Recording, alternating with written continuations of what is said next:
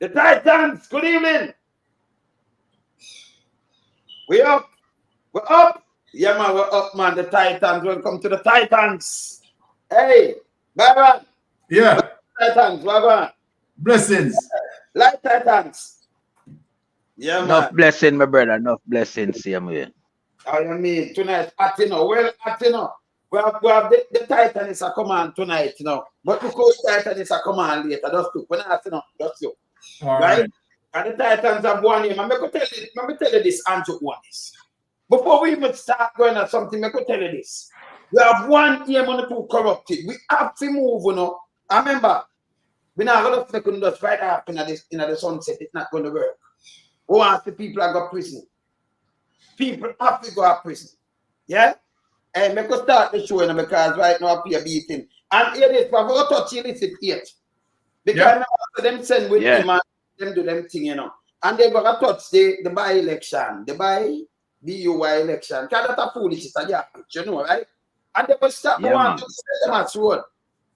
Because I tell you, some send go video today, you know. You know, we have correspondents all over. I tell you, from Harborview, forgot a 9 mile lesson. Brother, when you see the road, you think of pitchy patchy.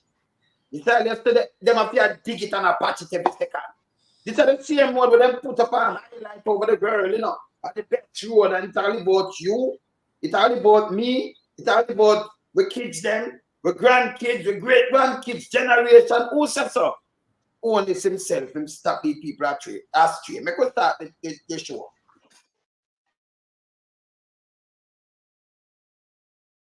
Good evening, good night.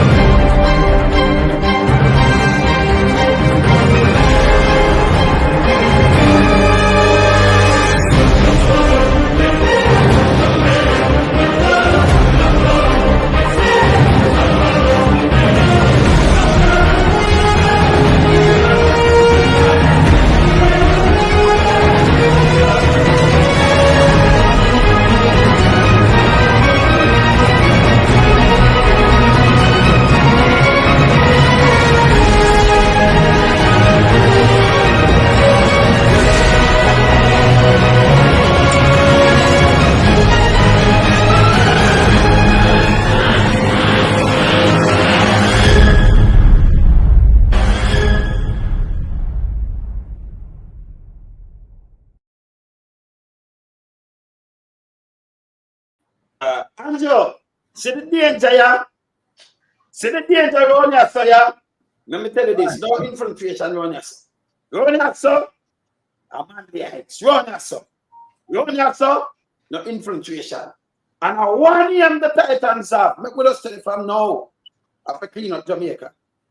Yes. Go upon the rich and greedy, you know. And we have enough sympathy and we in line with the poor and needy, you know. Because we want, you know, everybody feel, you know, have an equal chance in their life. This stuff is stopping in Jamaica. Yeah, where you have to mistake. Yeah, well, I mean, yeah, hold on, let me unmute. Okay, all right. Right. Yeah, well, I mean, it is very much important for us to, you know, bring forward the importance, right, of what is happening. Right now, the primary thing that we need to discuss is the illicit 8, as you spoke of, Wade. Because is Jamaica is going to, you know, just sit, relax, and decided that they are going to go into a general election, not knowing the illicit 8, right? And where the Prime Minister and his wife, as it relates to every suspicions, right, strongly is suggesting that they are a part of the illicit 8, right? Under no circumstances that the Jamaican people must sit and accept Andrew Holness getting into a general election, right? And we don't understand as it relates to who are the illicit 8. Who are those persons who are, you know, dipping their hands in our treasury? Who are those persons who are inviting us to have strong, solid social programs? when we look on our healthcare, when we look on our education system, when we look on the debt as it relates to what we owe our lenders, right? The China, right? The IMF, right? The World Bank. The total debt amass is $2.3 trillion. And amazingly, right? I mean, despicable. We are $1.7 trillion of $2.3 trillion debt that we have to deal with. $1.7 trillion, right? Unaccounted for. And we are going to move forward with a general election, not knowing, well, let me just say to the people that there is a report that sent to Parliament as it relates to the Integrity Commission investigation report. Let us see as it relates to the timeline in which Parliament is going to take to table that report, right? So that the Jamaican people can be enlightened where this report is concerned. So let me say this, and say this particularly clear, that the IMF cannot create no form of narrative for the Jamaica Labour Party. Can't. We have understanding of what the IMF had done in the early 80s and where the IMF tried to help the Jamaica Labour Party because they are all capitalists. So the IMF coming out now speaking about Nigel Clark, right? It doesn't make sense. We have news for them, right? Because we are seeing higher inflation. People are suffering in Jamaica. So no matter what, the IMF cannot come out, you understand, and shape a narrative for the Jamaica Labour Party. We are not going to accept that. We know, right, what the IMF had done as it relates to, right, beating down democratic socialism. We remember what the IMF had done, right? So then, for IMF coming out now in support of capitalism, we are going to say no to that.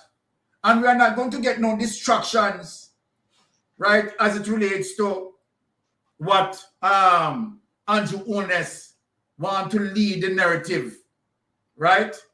No. We are now saying that we are in a dire strait as it relates to checks and balance, right? And accountability, and a government that need, you understand, that the essence of that government should be one of honesty and good transparency and good governance. We can't have a government who mix up in a bangarang, mix up in a corruption, mix up in a SSL, and there's no clarity. We are talking about the illicit 8 because that is where the issues are, and that is where we need to be focused on. Andrew Holness want to deflect. Let me say this to people. Andrew Holness want to deflect, right? Speaking about other things. Andrew Holness need to come out. You understand? What we want to talk about, we want to talk about the illicit 8. Andrew Holness' inability, you understand, to have his statutory declaration certified is a big issue in Jamaica, big issue in the Caribbean, and big issue internationally speaking. You understand? Andrew Holness has to explain to Jamaican people how he comes by his wealth. We have seen his wife with a $800 million development that was not listed on Andrew Holness' 2021 statutory declaration. We need to have an understanding of Julet Holness, you understand, have sourced the funds to do what she has been doing. So then, Jamaican people, let us focus. We cannot have Andrew Holness venture into general election where the possibility exists that Andrew Holness and his wife, right? They are a part of the illicit eight. So, Andrew Holness, let me say this right now to you. Mystic Sensation is carrying back the narrative, is winning back the narrative, taking back the narrative and put it front and center to Jamaican people. We need to have clarity as it relates to the illicit eight. We need to have clarity. And I yield back to another Titan's blood. Yes, lied. No, I'm gonna put up the thing already, you know, but we're gonna talk about this now because I remember them release this. I remember telling you something like before you come across and talk, right? I'm gonna tell you something now. We know. Yes. For you see them CC, the deputy speaker, the prime minister in this, you know. Yes. And they're gonna talk about him statutory declaration and everything. With them release. And the wife.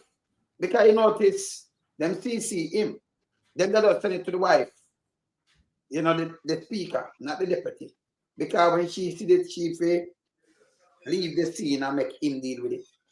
Because you know, Andrew Holness, you know, micromanage everything. He want in everything. So he want in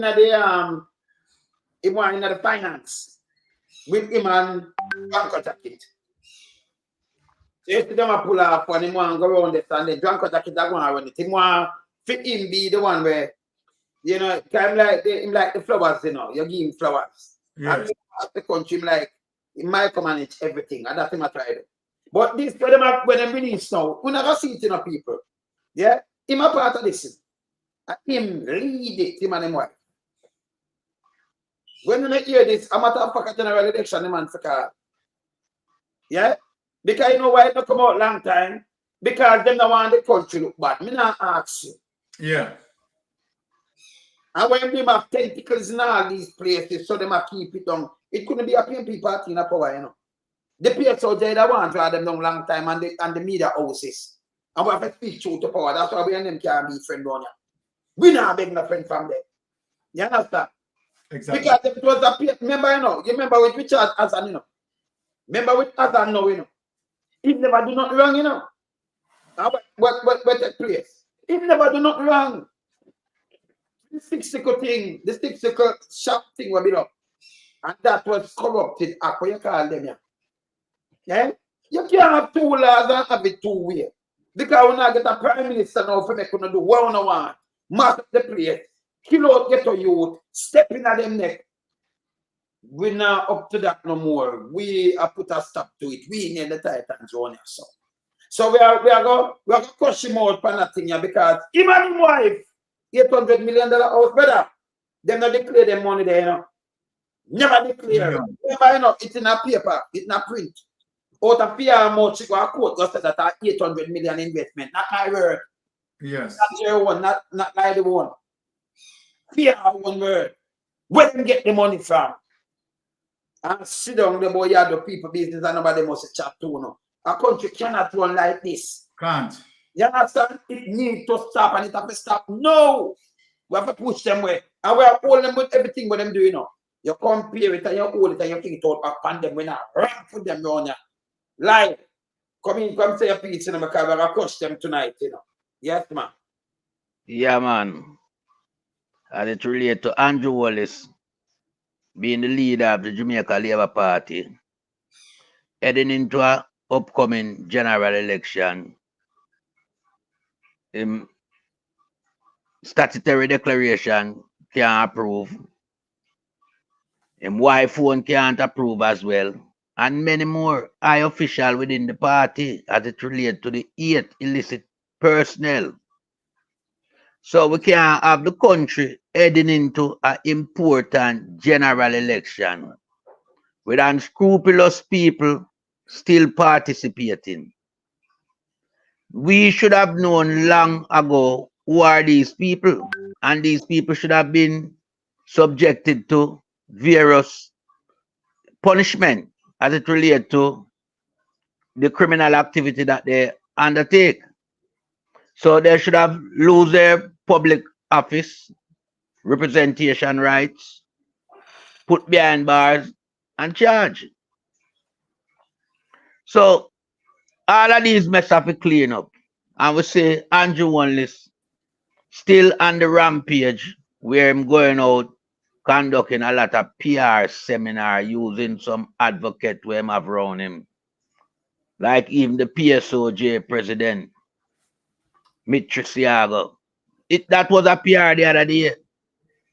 Because we know them like what's going on. Right? Them like the corruption, everything. Royal Reid, when them go a film house, that was a PR them stage. 7 hours. 7 hours searching for documents and confiscating laptop and computer and all these things, but yet still him cannot be charged. And him still appearing in public place representing the Jamaica Labour Party. Him say him never stop. So we can't have the country still in a tight grip of this dictator man Andrew Holness.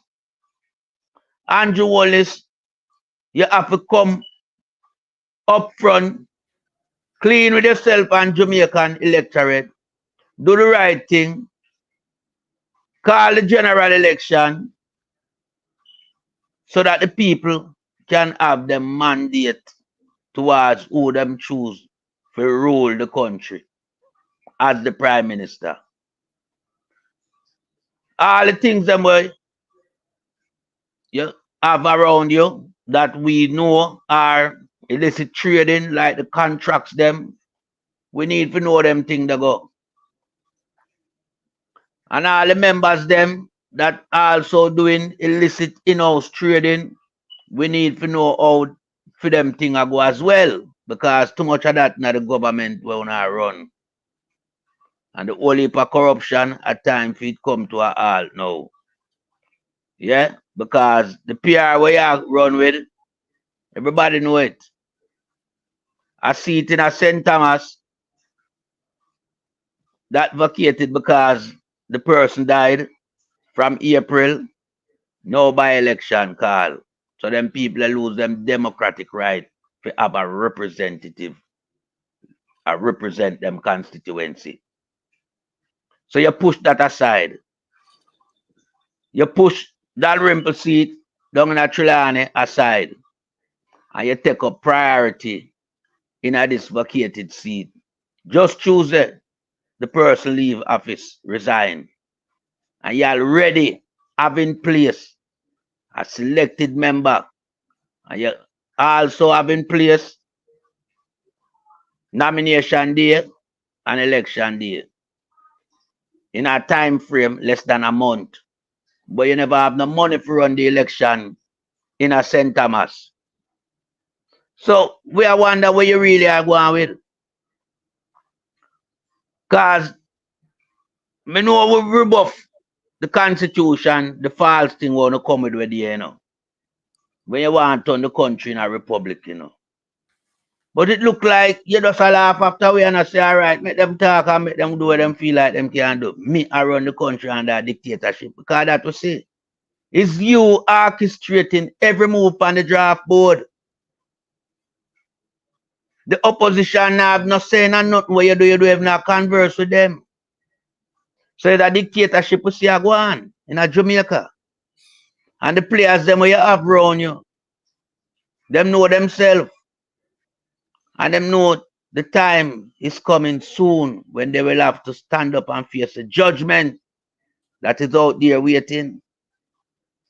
Because we not play with them this time, you know, judgment time. You come out with another PR, you want to shape Jamaica off of Singapore. And you talk about the good things about Singapore. But one thing you leave out. You don't talk about how Singapore get to where they are today. And what was their pivotal point in their achievement. So I will tell you, they went after the big boys that were in corruption and them cleaned them out. You're not doing nothing about the big boys and because you're one of the big boys. And you belong to the big boys club. So what you are doing, you are just stirring up a lot of shit in Jamaica. yeah, put Jamaica in a place where it's like it's supposed to be forgotten by the rest of the world based on your high level of corruption. The way you run Jamaica, you run it like a mafia scheme with high stake players involving drugs and guns and money laundering and with money missing $1.7 trillion missing. You know how much that could have done to the 2.3 trillion? Eh? All that to the left back is 0.6 trillion to pay off. But I want to take with that. You understand? I want to feel like so well then, boy. Because, you know, deteriorate the educational system in Jamaica. Nobody don't understand what I do. But remember, we get our teaching from in Michael man the time. And we not forget the teaching, we get good teaching. We brain stand up. So we know where you're going with. Because we run here, so you know, we have the knowledge even more than you, for run Jamaica, you know. Because you're playing at the position where you're there in Jamaica. All you do is just rob Jamaica. He's a criminal in disguise, using the Prime Minister office to disguise yourself. You're one of the biggest players in Jamaica. Yeah, because that's why your thing cannot be declared. You understand? That's why you're in the position where you are today. You are doing too much illicit things in Jamaica. You're not clean. You're a dirty Prime Minister. And the only way out for you is to call the general election earlier than it should. Call it within the next 3 months. We give you 90 days to call the next general election, man. And rid yourself of this stress because you can't manage the job, you know. Running Jamaica is a burden for you to run it the right way. It's easier for you to pilferage the taxpayers' money out of Jamaica. The remittance money we are coming in at Jamaica. The government grants them from overseas. That's how you run Jamaica. You take with them things they do, you have to do with them. Carry out all type of malpractices. Yeah? Do some look a contract where them not valid, them never vetted properly the contract. You never have no contractor where assembled and the man with the best deal get the contract. A friend and company contract. That's why the road them mash up. Yeah, because who you have around your supplier, mal. Let me just knock you this time, just I could just beat him on this and then we go back on that. Because him depend the 18. I will not want to go from the 8 because just hammer him on the 8, then we can deal with them contract there. So we can hammer him on the 8, now push stop, read the thing there, thing with you. Remember, you know, see them just push it. See the ball and push it out. So we now hammer him on this and then we go on everything else. So right now, hammer we have to hammer him. We are beating till the hammer again. You see it? See yeah. All right, sir. Out. See that? Yep. Yeah, send tight them, you see it. All right. You have in front of you the thing where it is. But they talk about the decoration, and that's why they put out this. Let me tell you this, we're going to hammer him. Because I know just that alone, yes. Aromatic. See, but hammer him, you know. Oh, my brother. Turn on the mic. Turn on the mic. Turn on the mic. Your mic, Aaron. Your mic. Turn on the mic. Turn on the mic. Turn it up. Yeah. Tap. No. Mike. Oh, I'm coming back. I have to hear you. Nah, hear you. Yeah, man. So, hear this song. We are going to with this. Let me tell you what, at the narrative, Big Mama want control. Yeah. That's why Big Mama leave out this. But let me tell you something. Week before last. Let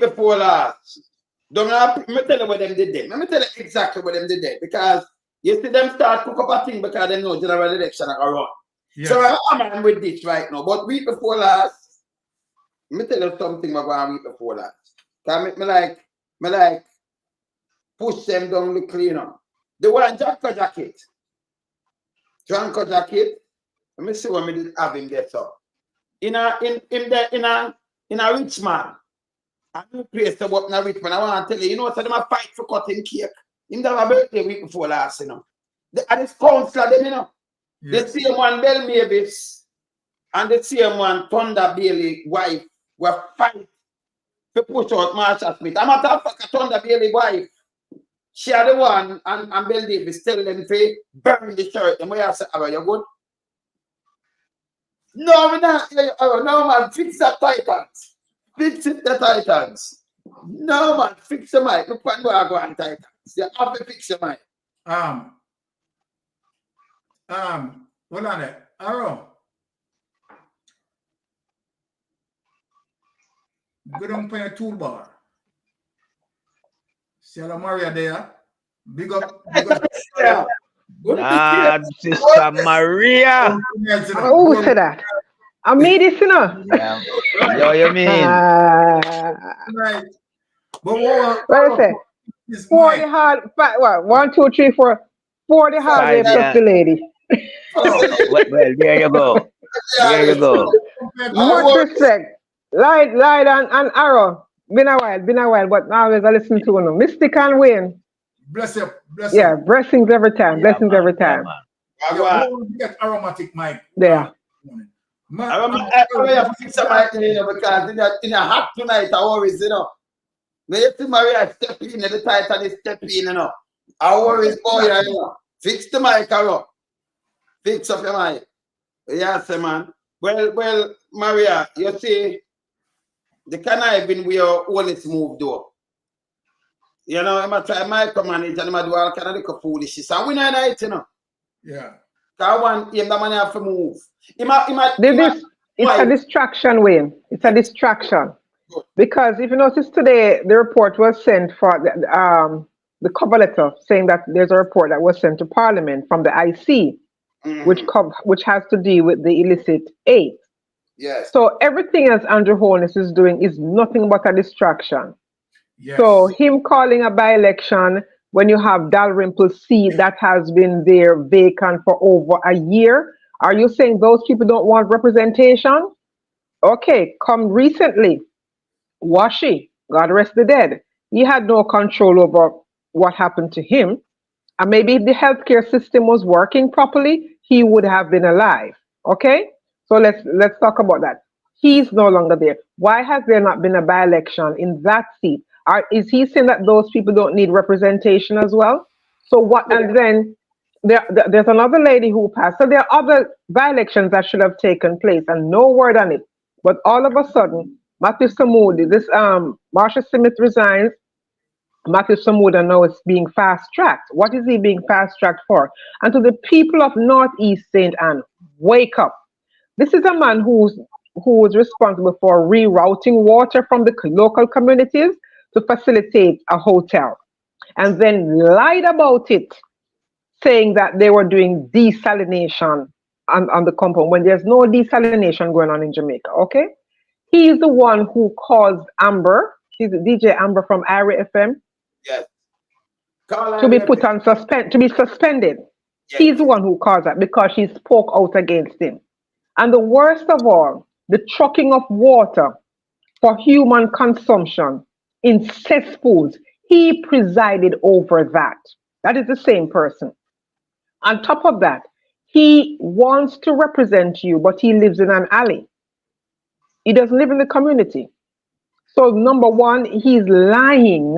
He starts out lying to you. So why do you believe he's going to tell you the truth when you make the mistake of voting for him? Stop selling your votes. Stop selling your children down the tubes. Stop selling your future. Vote for people who have vote for your interest, not against your interest. Because Andrew Holness does not care anything about any of you. Andrew Holness is spending $30 million on one person, one election. Who does it benefit? One person. Could that money be spent on the education system in your community, in just Northeast St. Anne alone, that constituency? What about the schools in your constituency? Do you have health clinics? Do you have access to a hospital? What about the road conditions? What about the police stations? What about the fire stations? Yet he can find $30 million to spend on this one election for this one person. like I said, and we have all said, there were other elections that he has yet to call a by-election for. So what is the what is so special about this one? And on top of that, you have to also ask yourself the question: if there's going to be an election within the year, September to September, within the year, what is the purpose then of calling a by-election when you have to go to the same process over within another few months? It's a waste of taxpayers' money. And if he can find taxpayers' money so quickly to spend on something, so this is frivolous in my opinion. This is not necessary. This is a waste of taxpayers' money. Okay? Since he has money for election, just call the election and just do the election and call it a day. But you're going to call this election, do this by-election now, and then a few months down the road, you're going to call a general election, and he has to still go through this process all over again. And if this is a safe JLPCs, because the truth is there are safe JLP and safe PNPC. Not many, others are toss-up. Some can be flipped. Okay, nothing is set in stone. Now, if this is a safe JLPC, he already has it in the bag. So wasting $30 million on this by-election tells you where his priorities lie, not with the Jamaican people. School just reopened. How many of those parents right now could benefit from having their children going to a school that works for them?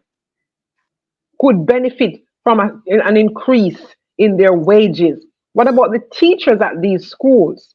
What about the nurses and the policemen and the firemen who could benefit from a better pay with this $30 million that he can just find so quickly out of the blue for this by-election? And another question: who is in charge of the finance ministry? Because the finance minister is gone. He's going someplace else. He has resigned. So who is in charge of who is the finance minister? Because the finance minister, outside of the governor general and the prime minister, is one of the most important ministries. Is the number one ministry in the country. True. So who is responsible for all of that? How is the allocation? How is money allocated for these things? We'd like to know. And again, why waste taxpayers' money this way so frivolously when you didn't call it a year before, over a year now waiting for one? And the reason we're bringing up that one is because of the length of time it has taken, over a year. And you have not called that by-election. What is the purpose of this one? All right. So I got to say something to you, and then I can hear you now. Yeah, hear me? Loud and clear. Manners, panel, Maria, First Lady, Blessed, Mystic, Light, Lonesome. We're there, man. We're there. We're not going nowhere, Them now, when I let them go. Let me tell you. Yeah. You have a thing named re-energize the base. And them did I try though with a safe JLP seat in a state tax. Where them have a election where China take in a 2001. Okay? And the by-election China, they take in a 2001. And she did in a 2020. So she sit on there all the time. Right? So for them to know when the government do anything down there, whether local government or anything at all, you know what them do? Whether local government or anything at all, right? Down there do them thing. You know what them do? Them have mature pose up like a Ima do the thing. You understand? If that do not, number one, it'll be illegal. For you, it's not the MP, but you there and everybody else say you come in and you do this. Where do I get the money from? You understand? Them do it in a port and already, you know, with Anne-Marie Valls. You remember she repair our road and she was not MP or nothing, you know. But you have Bloomfield, that before Bloomfield perish. And then blame the little youth. They are still the killer for Bloomfield, still there above here right now. We know where you are on the other day, my eye because I'm putting out the name in my eye the other day. He just come out back. You see me putting a next picture with him and in that in a little gas station there. See, him know himself. See? Yes. This is what them do. So you have to be careful of these people. Because they may do anything to destroy the place. You understand? So they want to re-energize the base. So if the PNP did stupid now, remember you know, this to mean nothing to the PNP, all right? If people did go down there and remember contesting, when them go and do all of the big wigs down there. So you know think about the general election now, you're done there for 1 month. I waste money, I waste your time. And then when them win, no, then you got your big mama run out. Yes, see that? We win. And then they might try to re-energize the base. They say, yes, we win. No win phone around here. No win. Done with them and them foolishness. So even if the PLP go contest them, which would that be a stupid thing? Because a couple months from now, you can run a general election. When the one seat I do to you, number one, them are 40 yard. So them are 40 yet now, because the other one figure run back and them not run it. Them are going to have 47. Them go run the same way. All you have to do is just sit down and look on them. Them go with foolish the same way is a waste of $30 million. Them could have drunk a jacket and put him on the car. The Prime Minister want to go around there, you know. I mean, no, so them don't want the Prime Minister around there. See them now? See them release the thing, yeah, with him. That's why them for read it out. We're going to read it out tonight. We have to read it out tonight. And I'm going to tell you, by the way, when I put up the headline, I'm going to put it up around from 5 o'clock. Then when you look big mama, them I run out and I say, yeah, I'm stuck with every declaration. That's why I put out other things in there. See? So them want to thin it down. Because remember, you know, at the Prime Minister, you have the PSOJ back him, and you have people on that board back him with the foolishness and the hypocrisy. Because if it come down upon him now, you have lightning strike two times. See? And them no want to look bad upon Jamaica. No. Criminal. Same like you can run out with a little ghetto youth name and pin him under the bus and them have a wanted Wednesday. We no business. The Prime Minister not declared statutory declaration, pressing wife 800 million home, that put them over $1 billion with these. He's not supposed to be in a Prime Minister around here. We're not here. And the next thing when we do want to tell you, let me tell you the place where they did match up. I remember so we're going to think the right now, but let me tell you the place where they did that. Because week before last, he have a birthday. The council them a fight to cut him literally a fight for cut them cake, you know. A fight to cut matcha cake, you know. Drunk or jacket, you know. Yes. Same? Yeah, man. A place. Yes. Land over in a rich man. Them a fight to cut him cake. That's how the man them. You do good for the work and good government money I spend. So in them period or something, them call him and the drunk go pose up, drunk jacket pose up. And them say he must spend money. Remember, he's not a member of parliament or something down there, if spend money down there. You saw them trick the people, them and make the people them believe. Remember your Marsha speak down there as the MP, you know. So you have to do something down there, you know, cause you have drunk jacket to move up and down, and then make them say him I spend money.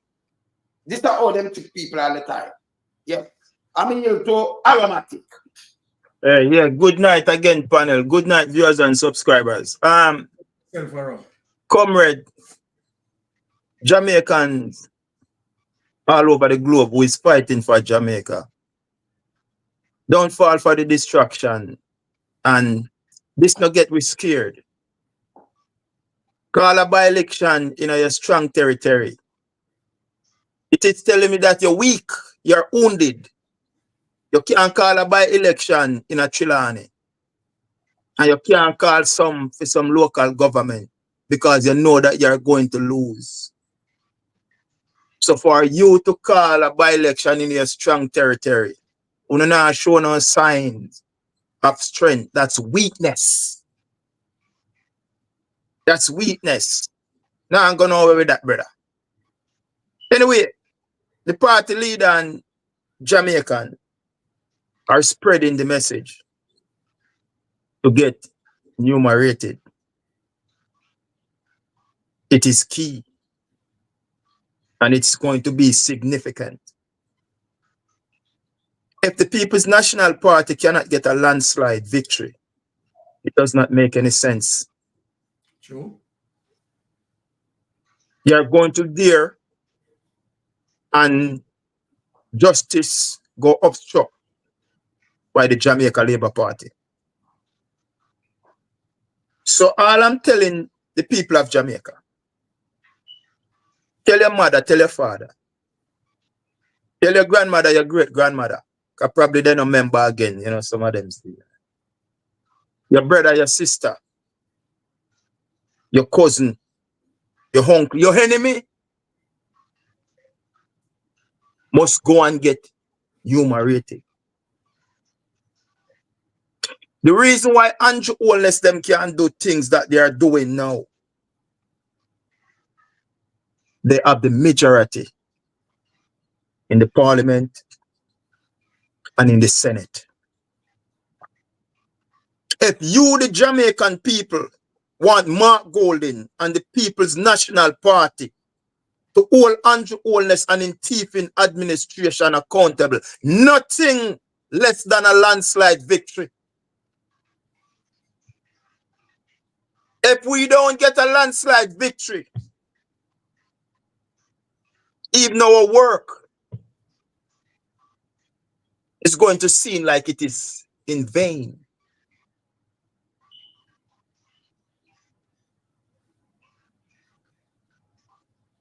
Jamaican people, wake up. Don't fall for the trick. 8.5 years going into 9. I want to just get some second-hand bus. The man wreck a bus system, Jamaica. Wreck a bus system that was there, and all the bus them need to do a upkeep and maintain. And the administration run them down to the ground. And 8+ years in just replace the bus them. And they drive up and down in a bus. What a man desperate, man. What a man desperate. The man got this hold on, the same kids them and parents them why didn't tell in a COVID say at them they spread the thing, you know. And the same little kids them now ain't gone in a bus, you know. Gone sit down with and a talk and a drive and a carry on. Hey Jamaica, me I warn you know. And me I beg you know. You don't fall for it. Don't fall for it. You see how them execute brothers them in the street under Andrew Holness administration. And Andrew Holness never come speak out against it. They bank them, they suck with poor people money, right, left, and center, and Andrew Holness never come out and say nothing about it. Poverty rise 20% under Nigel Clark and Andrew Holness, and Andrew Holness don't come out and say nothing about that. If Andrew Holness get the chance again, my people, this man going to turn Jamaica into a republic. Now, one, you know, Portia Simpson Miller, Peter Phillips, and Mark Golding saved Jamaica from the brinks of collapsing when she come in 2012. The Bruce Golding-led administration with Nigel Clark who was a part of it, Dan Webby them, Hardly Shaw them, the whole of them, from when Andrew Holness starting thief in an education ministry, then wrecked the economy. And it was one Portia Simpson who threw away her pride aside and go beg and plead to the IMF. They rescue Jamaica and put back our economy on track. You, the Jamaican people, get deceived by a man who put on a Clarks. A man who put on a Clarks pan him foot and tight pants. And Mama P what do nothing but fight because she have the Jamaican people best interest at heart. You make a man use a Clarks and trick, you know. Mark Golding the fight for now. And him mentor, and Mama P mentor, mentor Mark Golding. And me aromatic want to see her. Me love Portia, you know. So me is a personal vendetta against the Jamaica Labour Party. Me carry it, you know. Want to do to Mama P. We want to class her and disrespect her. Until this day is like a yesterday happened to me. So it's a personal thing between me and you know, brother. I mean, no, say Mark Golding love Portia too. Because a Portia mentor him. So me have to fight for Mark Golding to give back Portia that victory there.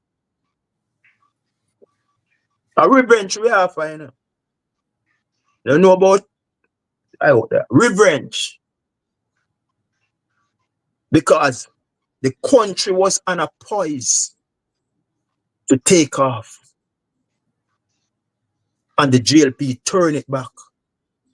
Mark Golding is the only person who has seen that him have an idea of to rescue Jamaica.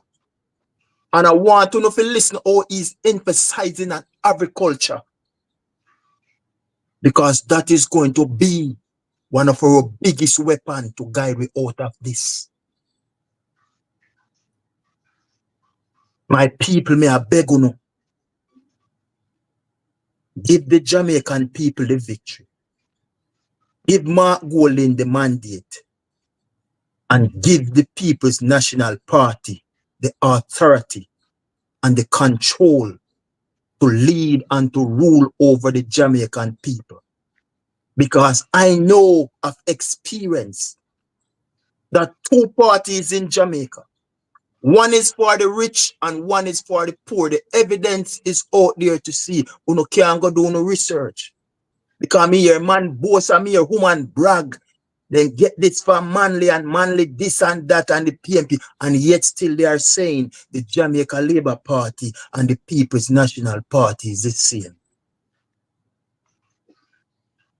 Can you imagine that? You brag about the things that you get from the People's National Party, and then on the other hand, you are telling them that them and the Jamaica Labour Party is the same. No, they are never the same. And they will never the same, because the People's National Party is for the grassroots man. And they make sure when them in a power, every man can drink sugar and water.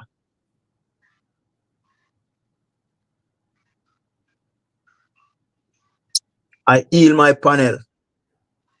Yes. I heal. Byron. Yes. All right.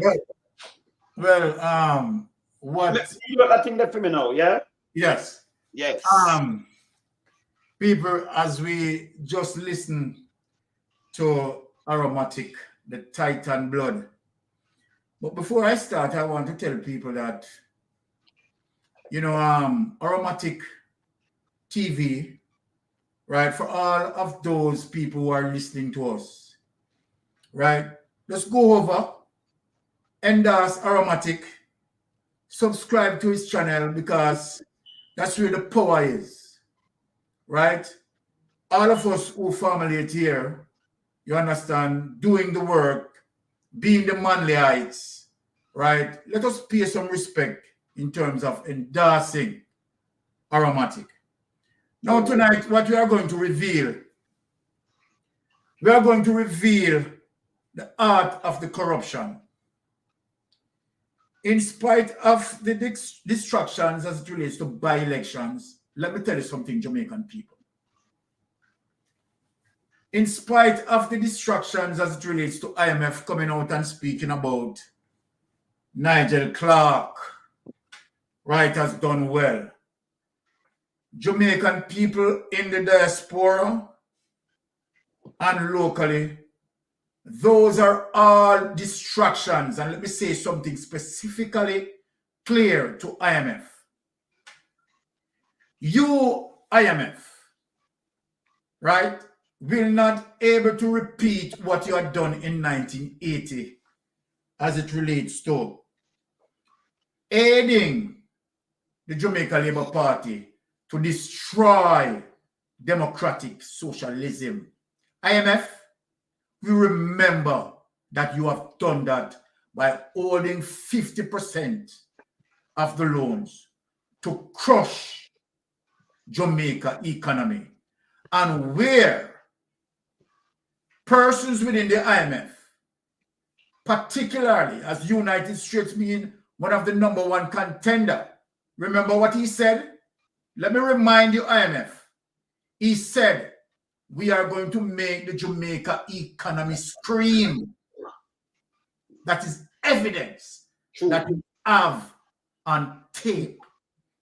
So whatever you and your so-called accomplices, Nigel Clark look good because Nigel Clark had given, right, most of our resources, right, to the lenders, right?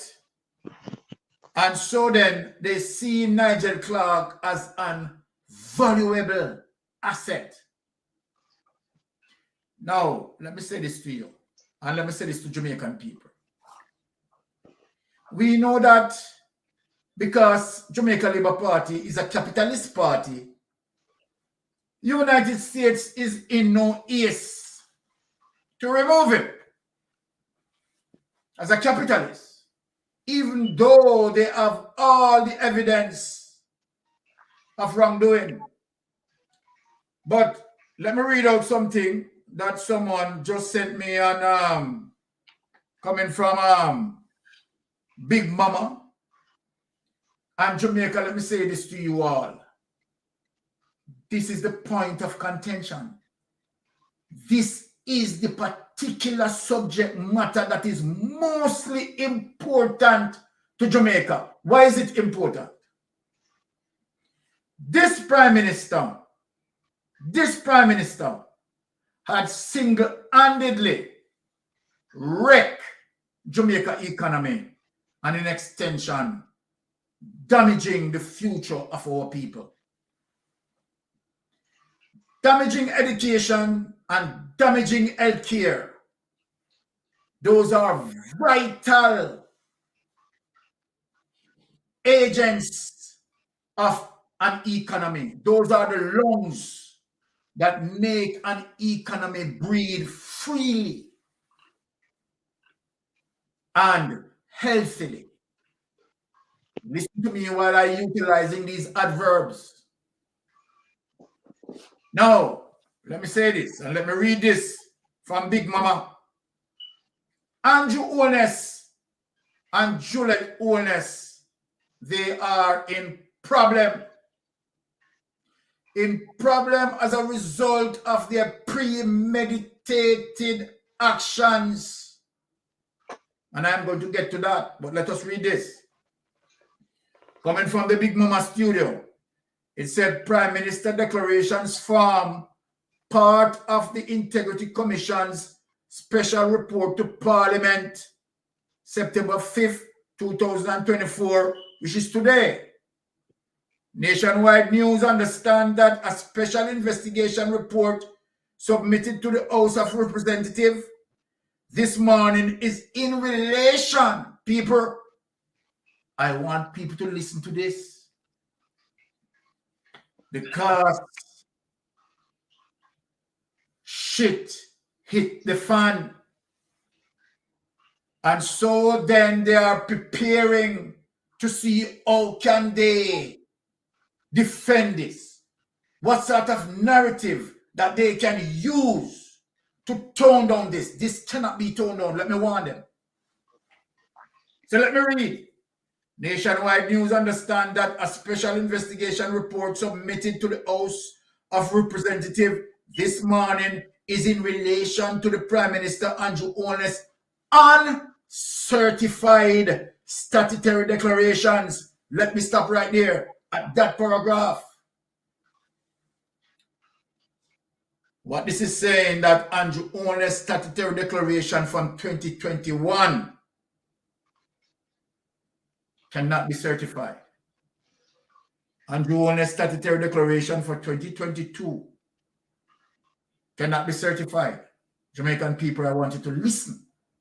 I want you to listen. statutory declaration for 2023 cannot be certified. This is the Prime Minister. This is the leader of our country. Let me read on. The Prime Minister's statutory declarations have been subject of intense political debate for almost 3 years. Now let me say this to Andrew Holness. That the most honorable opposition leader, Mark Golden, not you, Andrew Holness, because you're so honorable. Honorable man. You. So don't believe that I'm going to be my lovely honorable and give it to you. So let me set the picture clear. Okay, you almost just threw me off a while ago, you know. No, so I could take a little laugh, take a little sigh of relief. So because it's the most honorable. Everybody move. Same time, you know. My brother,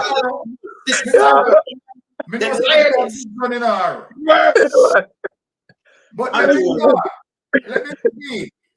You understand? Because you know we are targeting our. Yes. And I want to tell every Jamaicans who are listening now, that we alone some never just choose and set titans and just pick anybody. You understand? Every single person on this platform, you understand, is highly educated, manlyites. You understand? Democratic socialism as it relates to equal opportunity for one and all. We don't believe in the trickle-down economics coming from capitalism, that the elites only should be benefit, and then when they are benefited, then right, it trickle down to the common man. No, we believe in a system that believes that equal opportunity, right, should be spread through the length and breadth of Jamaica. And so then when we Lonesome farm, right, and I want to say, Lonesome, big up yourself, my brother, right, because you understand, the genesis of why we are here. And when some people hear me say me a manly heights, you know. Yes. I want some people to also understand too that I am not like trying to hide my political affiliation. I'm a PMP. All right. And yes.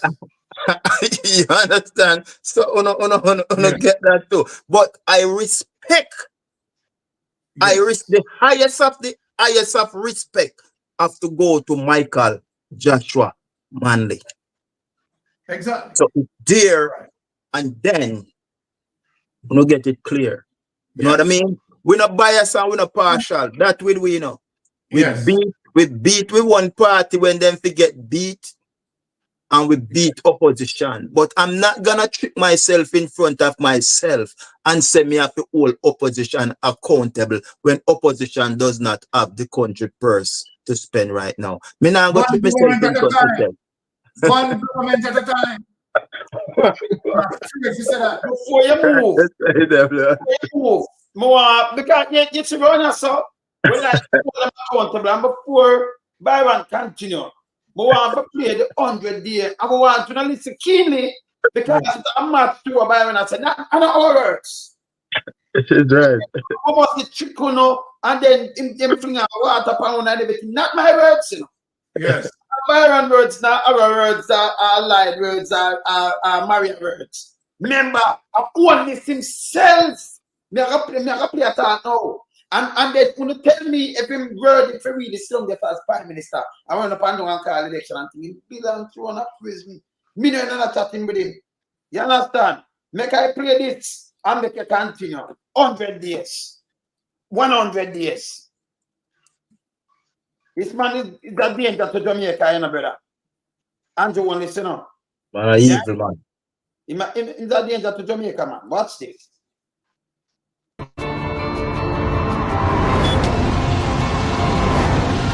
Within our first 100 days of government, we will start the legislative process to fix the date for general elections in Jamaica. So no government will be able to come and make false promises and hide the truth and tell you half-truths and trick you into voting for them. And then when them win, them throw on poison for you. 100 days. Yeah, you must say 100 days, but you when them win, them throw on poison. Who doing this right now? For 8.5 years, nearly 9 years. Yeah. Tell the half-truth and when them win, throw on poison. Continue. The fixed election date, still await for the promise to fulfill. One broken promise after another. Laughable, as we say. None of your promise not fulfill yet, boss. So there are we. Within the first 100 days of our government, we will start the legislative process to institute impeachment proceedings in Parliament. This will add. This why I'm play this, people, because Byron, I read all the IC thing, him have it too. See, your impeachment, you way I'm gonna say yes, you about the character, and not him never talk to it. We have to use this against him. Yeah. Another layer of protection of the Parliament to ensure that only members of unquestioned integrity sit in the Parliament. You hear this? You hear this? Look. Hold on, continue. No, I'm forget about this. No, hold on, rewind. Hold on, I'm rewind that one day. Hear this? Date, still await for the promise to fulfill. One broken promise after another. Laughable, as we say. None of your promise not fulfill yet, boss. So there are we. Within the first 100 days of our government, we will start the legislative process to institute impeachment proceedings in Parliament. This will add another layer of protection of the Parliament to ensure that only members of unquestioned integrity sit in the Parliament. Unquestioned integrity. And that's a big word. That's a big thing, brother. Him out of him mouth. Hey, nobody can tell me. Let me tell you this. So one thing where they have to move you. For move you, I have to send some people to prison. Not true, right, sister. Just say that. These things, So what's the Let us continue. All ministers under the new Jamaica Labour Party government will be given a job letter. That job letter has a timeline of 2 years and 6 months with key performance targets which are agreed upon by the cabinet, focused on two things: economic growth and job creation. Andrew, you need to do what you said. Economic growth and job creation, one of them should have focused on. You hear this? Me know you take note, Titan. In 2016, you say you're going to put it on paper. Say anything you put on paper, the MP have to work with it, so you need to do it now. I feel like, say, when you do that, the MP will do them work, and we will see work done in the community. Within the first 100 days of government, we will start the legislative process to introduce term limits on the office of Prime Minister. And Holness, January, him breaking promise and nothing him say. Term limit, 2 more and then me back to Byron. I'm going to do for the next 100 days and now him not do nothing. Him not keep no promise and him say I'm the promise keeper. What a promise, January star.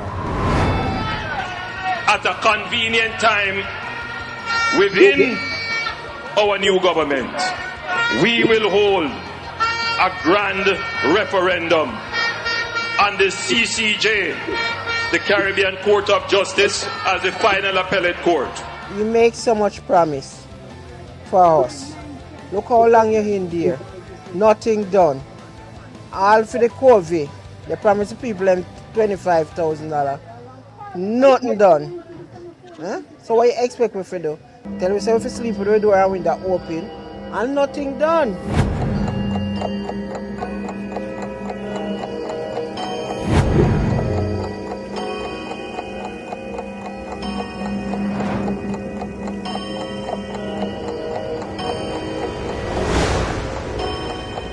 That body.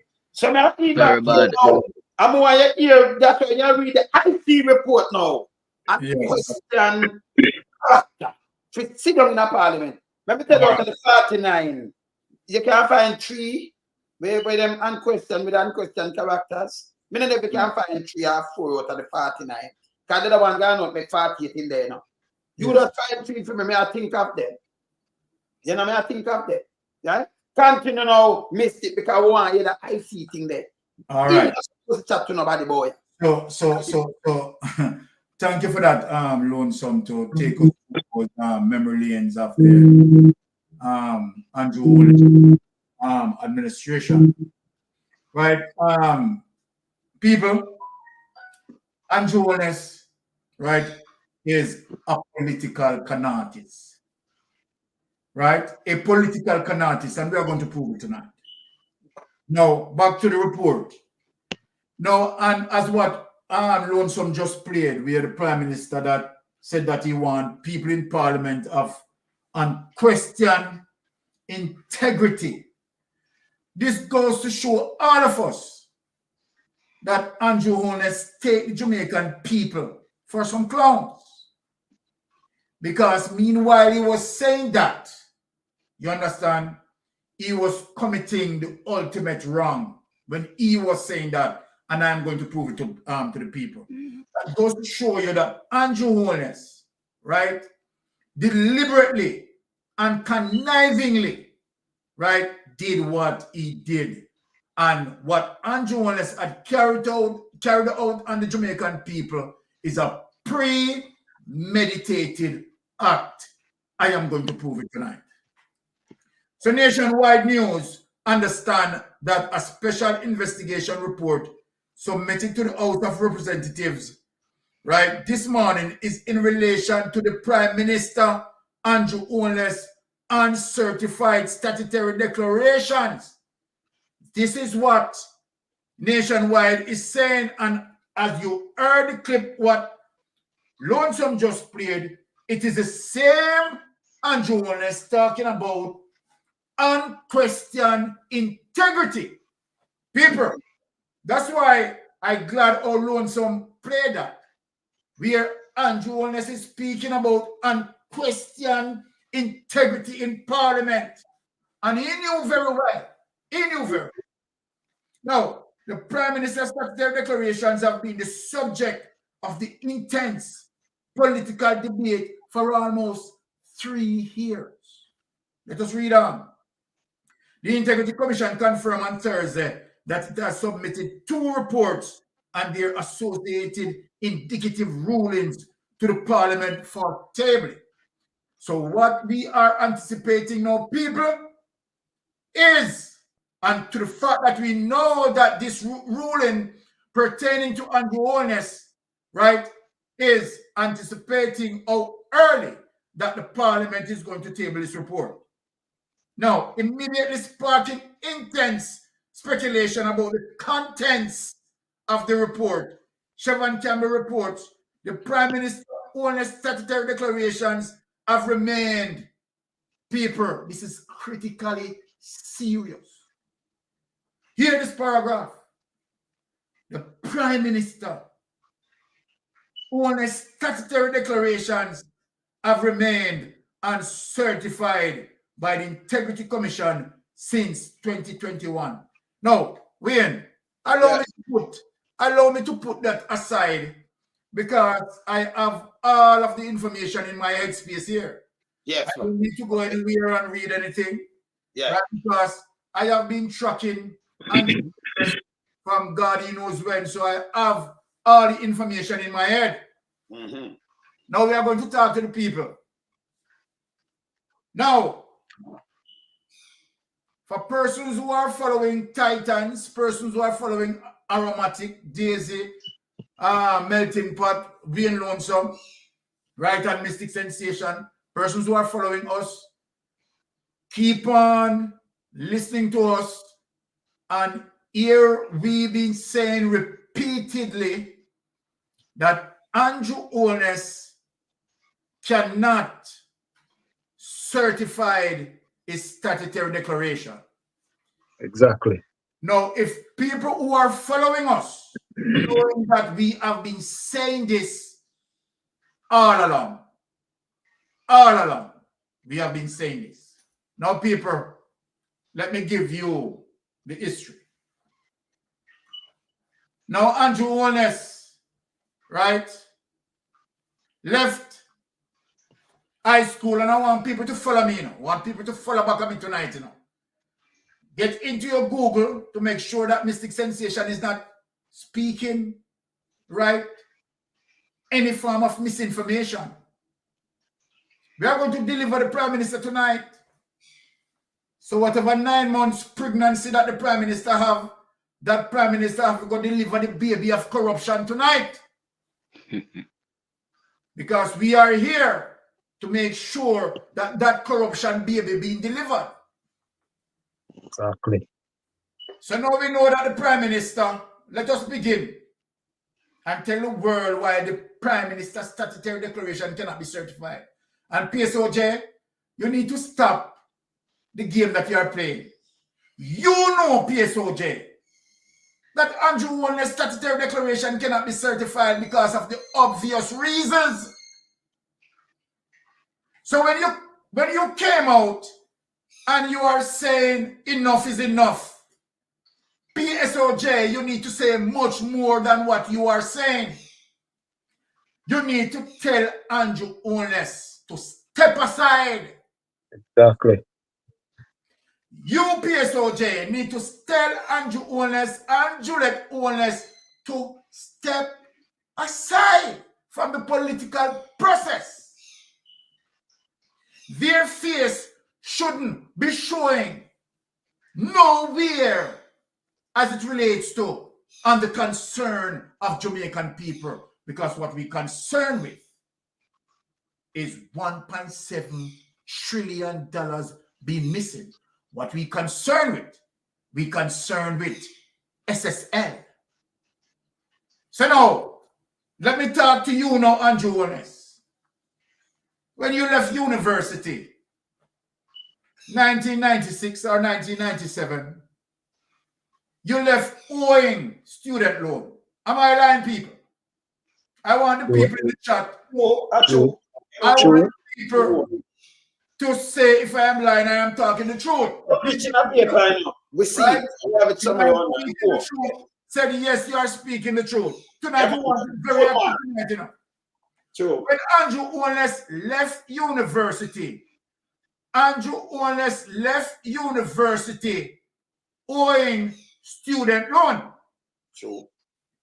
Now, Andrew Holness never have any job before.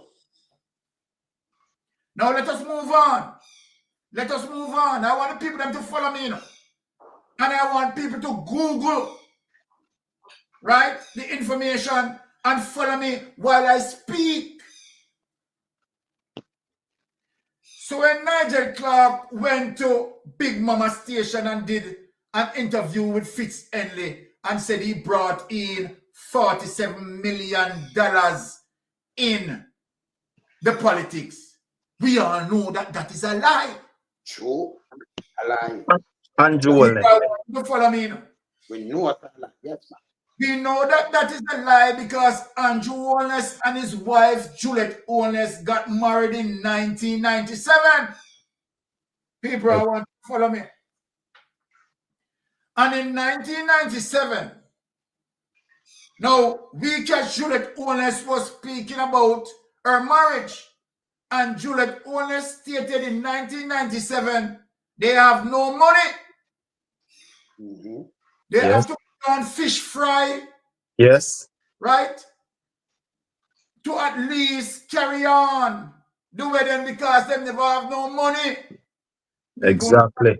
Bangarang tonight. You know. Exactly. Long time Titans are carry this. Long time Lonesome are carry this. Long time Melting Pot are carry this. Aromatic, my brother with the big old automatic, they carry this. Long time they carry this. We are straightening out tonight. You know. Exactly. And when he talk about he have $47 million brought into the politics, we know he lied. But why you think Andrew Holness stated that? Because Andrew Holness want to state that because of the corruption he started in 2006. People, where Mystic Sensation is going. The Integrity Commission Investigator timeline, people, I want you to follow me on this. The investigation timeline between 2006 to 2009 is where the Prime Minister Andrew Holness, while he was in the Ministry of Education, awarded illegal contracts to Gavin.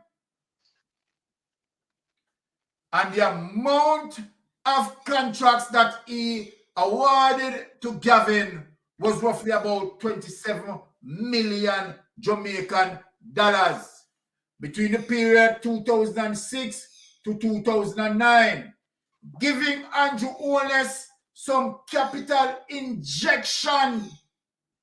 People, listen to me. Giving Andrew Holness some capital injection to put in SSL in 2008. So let us look at the bracket of the investigation, the timeline of the investigation. 2006 to 2009, awarding contracts to Gavin, making the corruption money, and use that corruption money to join SSL in 2008. So now that Andrew Holness joined SSL in 2008, why Andrew Holness joined SSL in 2008? People, we have the investigation lock and loaded. Now, SSL that the Prime Minister joined in 2008 had done a fundamental wrong to Jamaica. SSL. Because what is SSL? Let us define SSL for people who don't know SSL. And for some people who are talking about FinSac. And some people who are talking about Paul Cheng Young. True. So then, SSL before 2008, what was the real name for SSL? The real name for SSL prior to 2008 was Paul Cheng Young and Associate. Am I lying, people? You're right. Panel, am I lying? No, you're right. No. Eagle Merchant Bank. For SSL, right, prior to 2008 was Paul Cheng Young and Associates. Andrew Holness aware of Paul Cheng Young and Associates, and Andrew Holness aware of Hugh Croskery running along with Paul Cheng Young and Associates, and where they had robbed up several investors' money and took the investors' money to buy up properties in Florida. So Andrew Holness know the characteristics of SSL. But Andrew Holness, along with Hugh Croskery, bringing back SSL and scheme, need to know that, no, we cannot push this forward without we changing the name. Because if we use the name, people are going to get onto it that it is a Ponzi scheme. True. So what Andrew Holness, Hugh Croskery, Nigel Clark, and the whole of them had done was to rename Paul Cheng and Associate into SSL. Yeah? I want you to follow me, people. We have the evidence.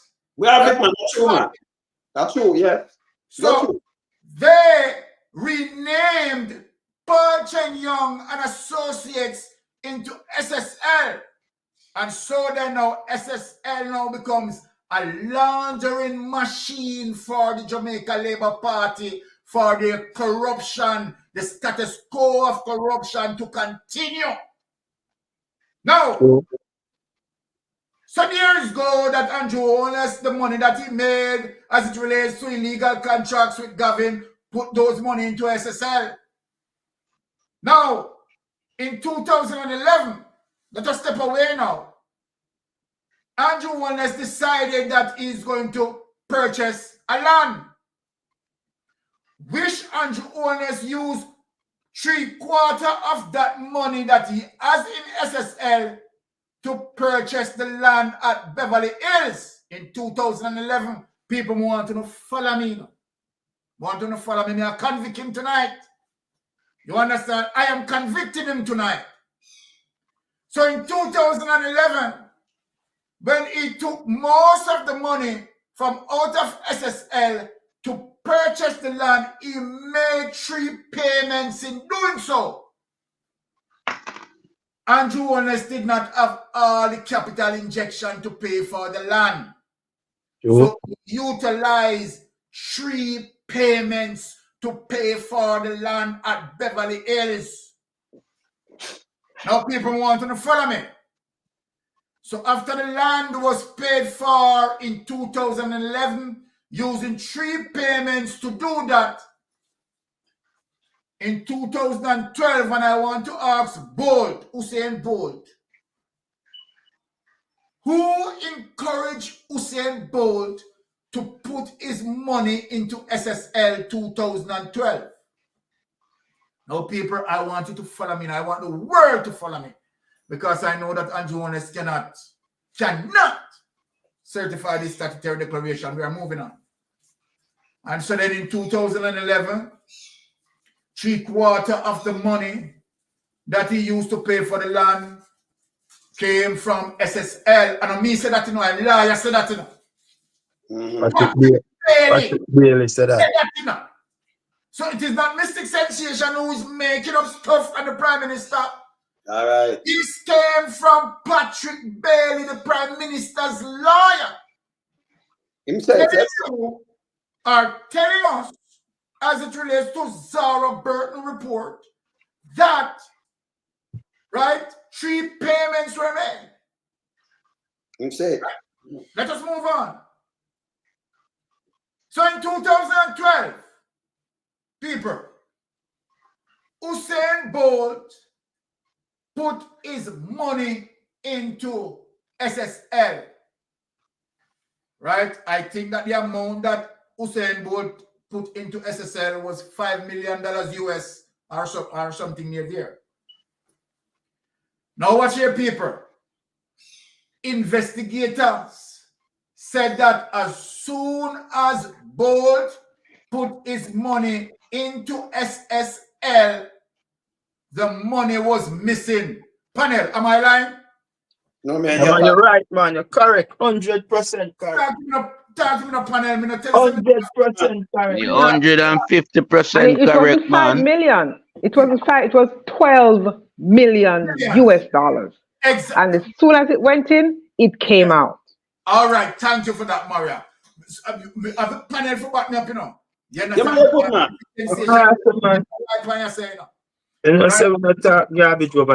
Okay.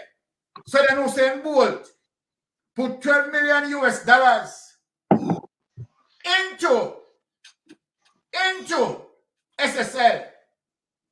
The investigators said as soon as Bolt put his money into SSL, that money was taken out. Now, since that money was taken out in 2012, it is the same year, 2012, all of a sudden, Andrew Holness have money. Andrew Holness now began to build his big mansion, right?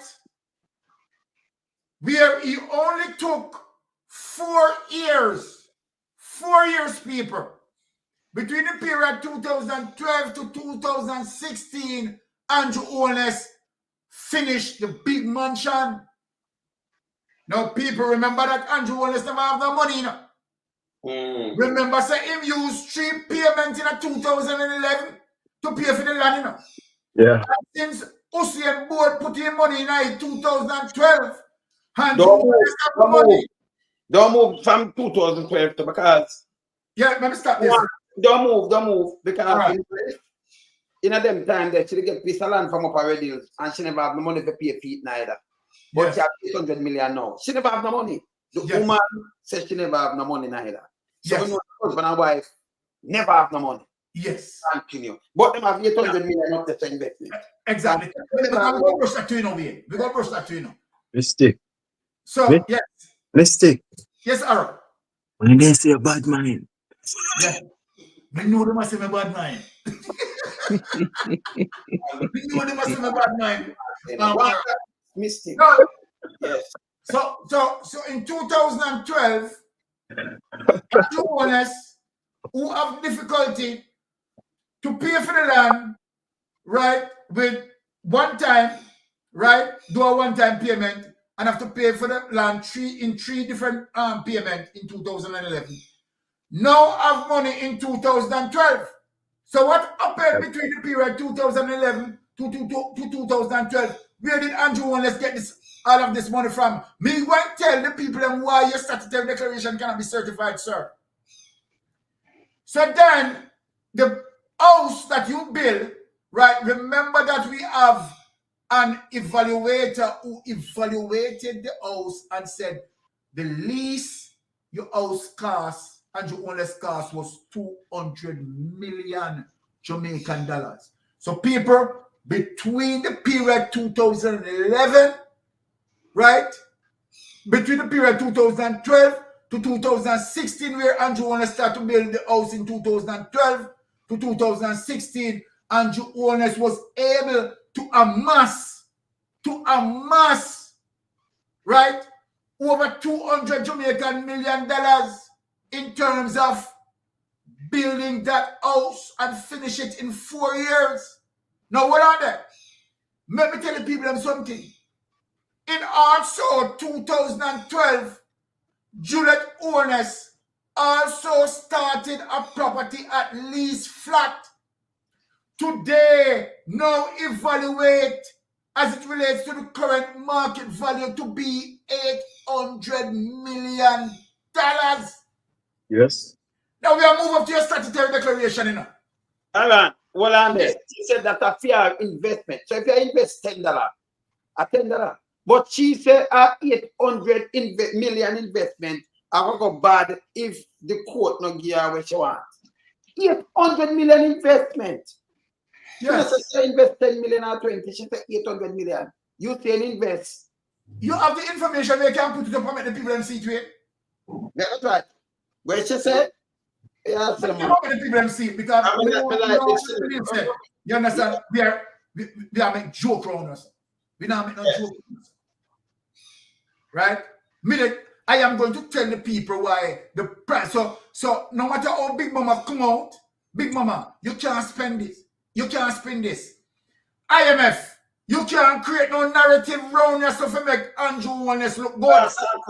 And make Nigel Clark look good. It not going to work around us over the time. Must he pass, no. This. Show them that. Watch this now. This is the Prime Minister wife. Hold on, take a look over here. You see it? Look here. Impossible to fix. Look on this. Said now, Juliet Holness tells court her 800 million housing project doom to fail if issues with access road not addressed. 800 million housing project. Now, you the ask, remember I just tell her there, she doesn't have the money or nothing at all. Right? And them show you, they might come from and you know, if you declare master time, not declare it yet. But if the wife have a project, one project, and she have more than one project, right? I can't run a year and all kind of things, right? I want to see when I say she in a project, but a 800 million project this. Where she had the biggest shareholder and I see that. But just show now. Because I remember when we are talking about, we observe these things there. See him? So if when you read the whole article, it tell you who are the biggest shareholder and the developer. But See it? Them together something for question. Be one know. That means the Prime Minister will put on, because you remember you have to declare what you and your wife make. And a little bit of money this. This is nearly $1 billion. So when the Prime Minister come, can show with 2 and 3 million. And then we have to question these money too. Because no sell so fast. We want to know these things. That means you have some people value like, them value more than $1 billion with these. Oh! Ask a question. Oh, right. so you're not continue. Speak the front away. All Yeah, right. but not my word. Not my But word. before you continue, the bottom part of that title, it says that Juliet Holness, the developer Juliet Holness. Now, she's going to court when she's Speaker of the House, Member of Parliament, Speaker of the House, Yes. So no, she did not. When she became Member of Parliament, she did not divest herself and remove herself from her role in the business. She should have put it in a blind trust, which means she should not be directly involved with the day-to-day running of her business. That's true. Yes. Breach. Then people do something. I breach that again. Conflict of interest. Yes, that's true. Yes. So, yes. So there you have it. As it relates to, right, Andrew Holness building his house that, as according to the evaluator, value at least 200 million, right? Simultaneously, his wife was doing a development, right, in lease flat. At the time when the wife started that development in 2012, I think the value was somewhere there like $23 to $30 million. Alone, yes. Yes. Now, based on the amount of money that she spent up to now, and where she took this person to court, you understand, as it relates to the current market value, the amount spent was $800 million. I want people to get that and understand that. Now, so watch this. So as it relates to Patrick Bailey, right? When Patrick Bailey was questioned by Zara Burton, right? And Patrick Bailey was giving the reason as it relates to how Andrew Holness come by those assets, particularly the home. He said that he utilized loans and mortgages. People, I want you to get this, and to show you the reason why Andrew Holness statutory declaration cannot be certified. Well, guess what? The investigator, Zara Burton, who is very skillful, right, had done the investigation. And guess what? There is no mortgage listed,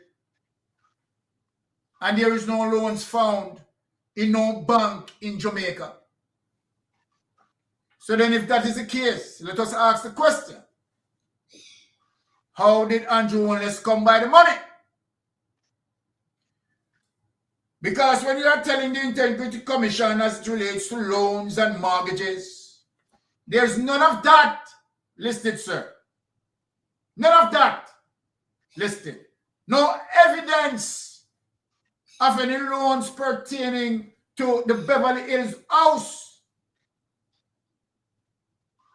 No evidence. So Cliff Hughes, I want you to get what I am saying here, Cliff Hughes. The Prime Minister speaking as it relates to his source of fund, as it relates to the Beverly Hills home, talking about mortgages and loans, there is none found. So Cliff Hughes, I want you to get this in your head. Do you know what that means? It simply means that the Prime Minister told a lie to the Integrity Commission. He lied.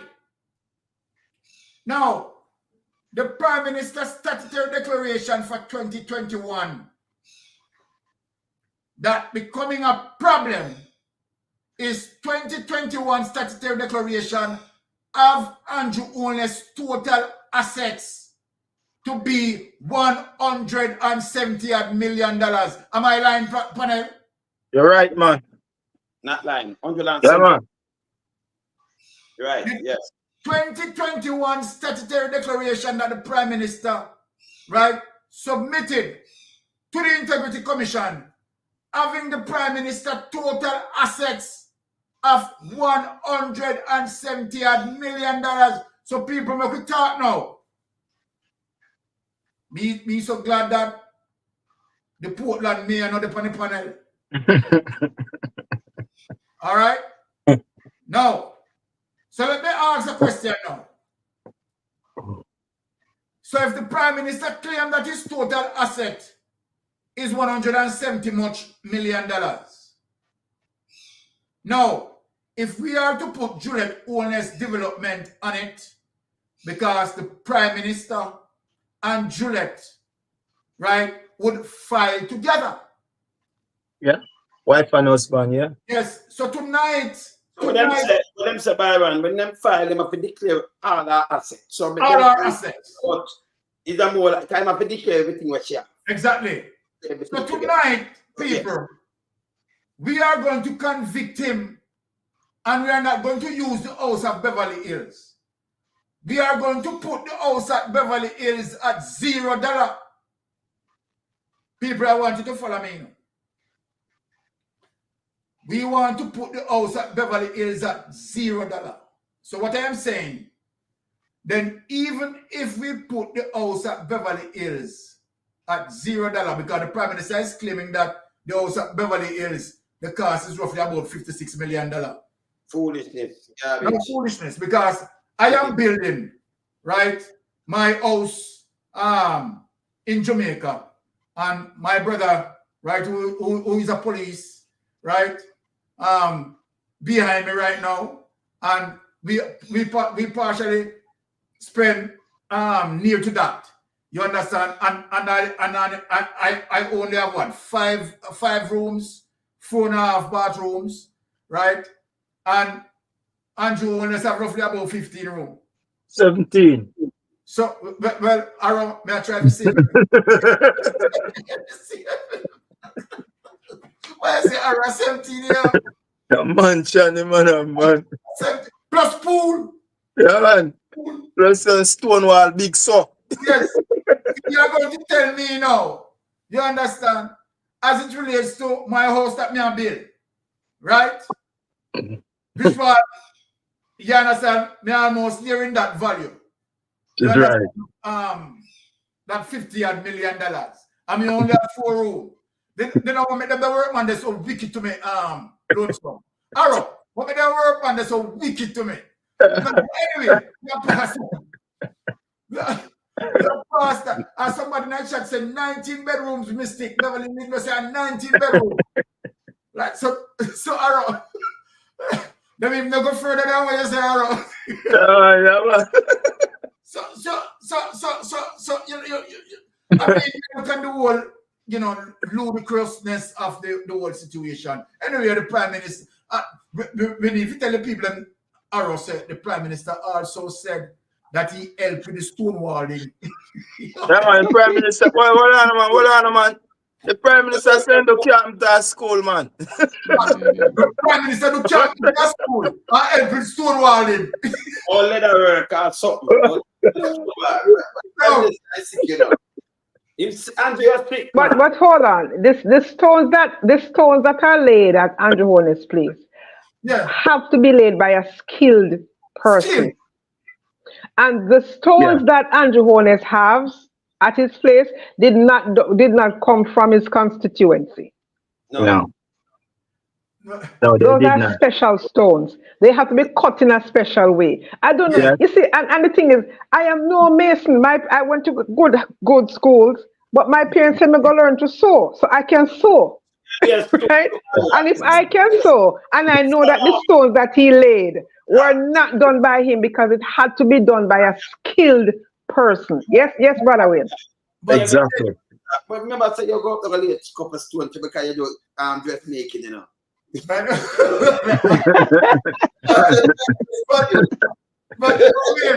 hear this though. The thing about Andrew Holness did woodwork at school, carpentry or whatever woodwork. Yes. That don't have nothing to do with them stone cutter, the stone walling techniques and all of them stuff. Not at all.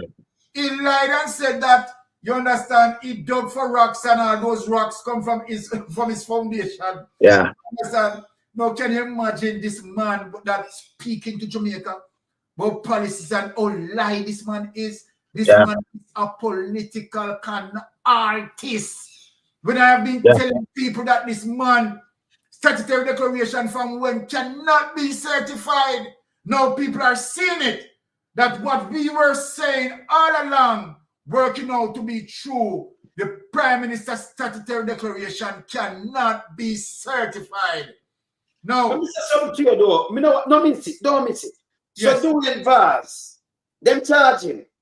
I do him say my accountant be dead and thing, and then put it out, make him sound like him a part of the eight. Yes. So I'm an MP and not me, you know. And him did make it just pay late. So why don't they charge? Why not all? Remember them let him go already and him said don't touch up his iron, you know. You say flying strike 2 times away and them, you know. I say we are only, you know. We are uno. Because you know do everything in our powers fill it of criminal acts. It's not supposed to work. People at Jamaica enough is enough. Yeah? This are foolishness and garbage. Yes. So before you move on, Baron, before you move on, remember what you're going to say now. But just for the Jamaican people to understand and to get it in the words of the great Nigel Clark, to go from a granular, to look at it from the, you know, the granularity of it. You understand me? Is that it's simply put, what he has and his earnings could not give him what he has. That's the basics of it. Simple. So he has all these properties, and what he's earning cannot match up to it. So we just want the Jamaican people to understand that when they talk to you, we know you understand and you're so bogged down with your daily life. Exactly. So we are here to make it, to simplify it for you. So when you meet up with your member of parliament or your council and they're talking to you, say, but Wham have brethren and Wham and his salary couldn't give him what he has. Even if his salary combined over a number of years still could not give him what he has today. Even with investments added, couldn't give him what he has. That is where the problem is. He's yet to show them how he acquired, how he amassed all this wealth. That's what it is, you know. How did you come by all of this? Show us in black and white. We need bank statements. We need, and the tax administration in Jamaica fell down on their job too, you know. They fell down on their job because they're supposed to have his tax filings and know, match up his bank statements, his tax filings, and they will know receipts, payables, all of those things. So it's simply put, what him have and where him earn, the two things don't align.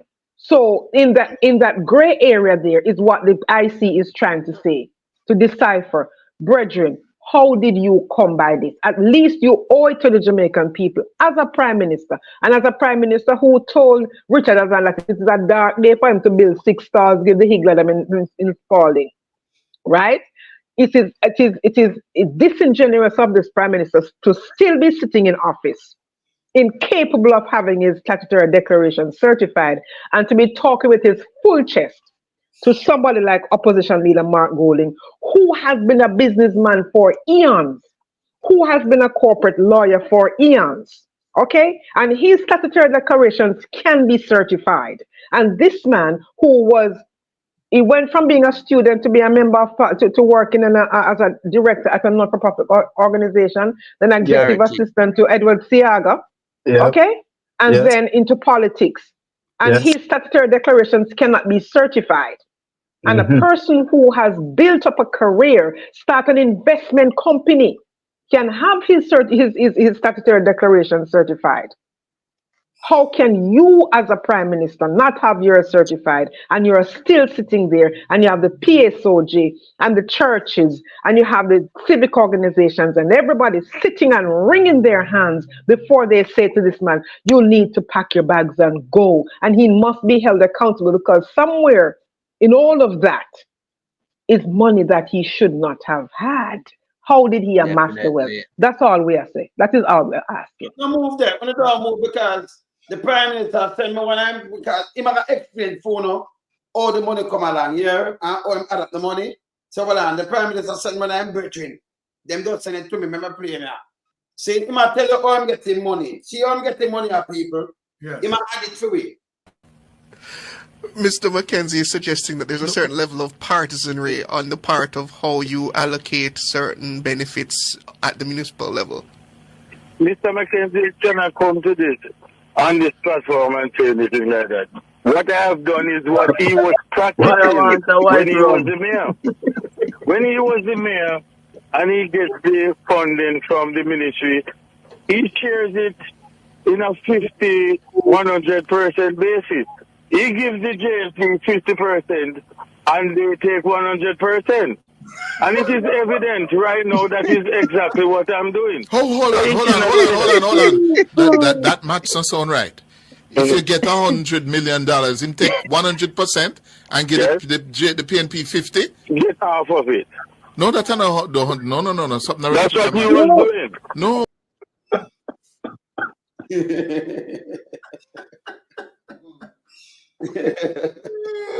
Come on.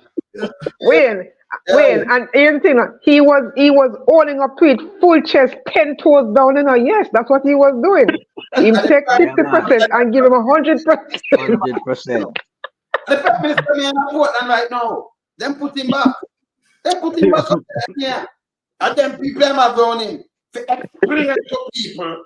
Send them private and explain. So I may explain the Prime Minister. Oh God. Then I never explain to people. Then my God, man. Yeah? Yes, Myra.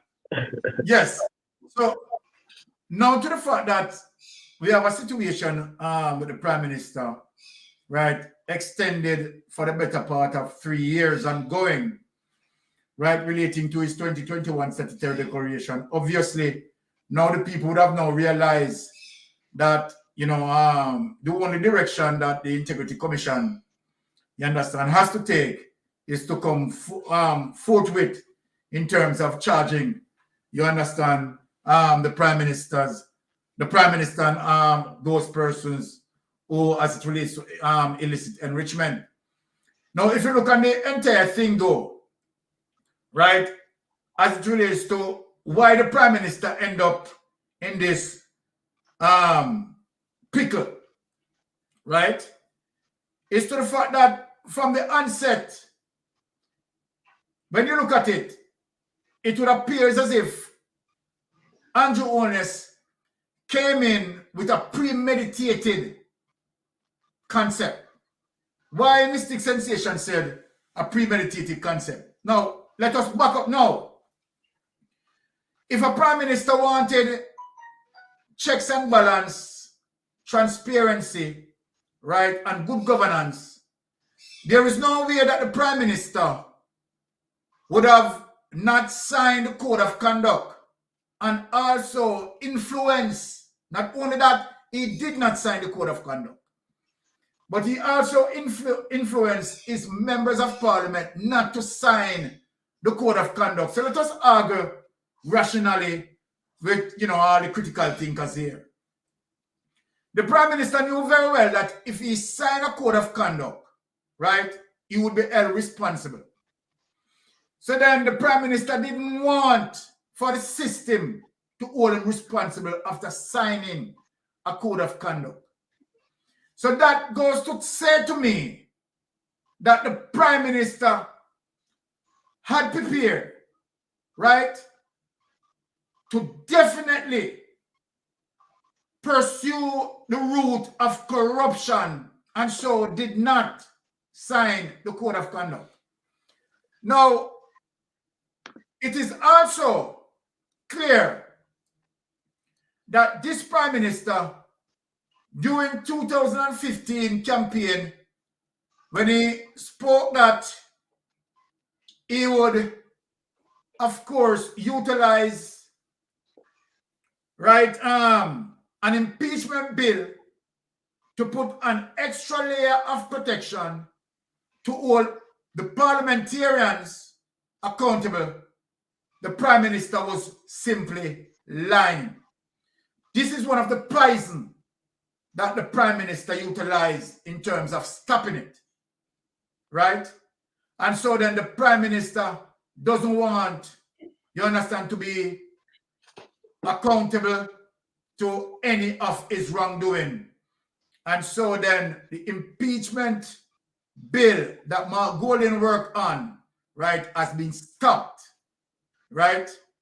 Stopped, dead in the water as it relates to the Impeachment Act. The Prime Minister is not serious, right? And Jamaica, I am saying this, right, categorically clear, that the Prime Minister is not serious any at all about checks and balance and accountability.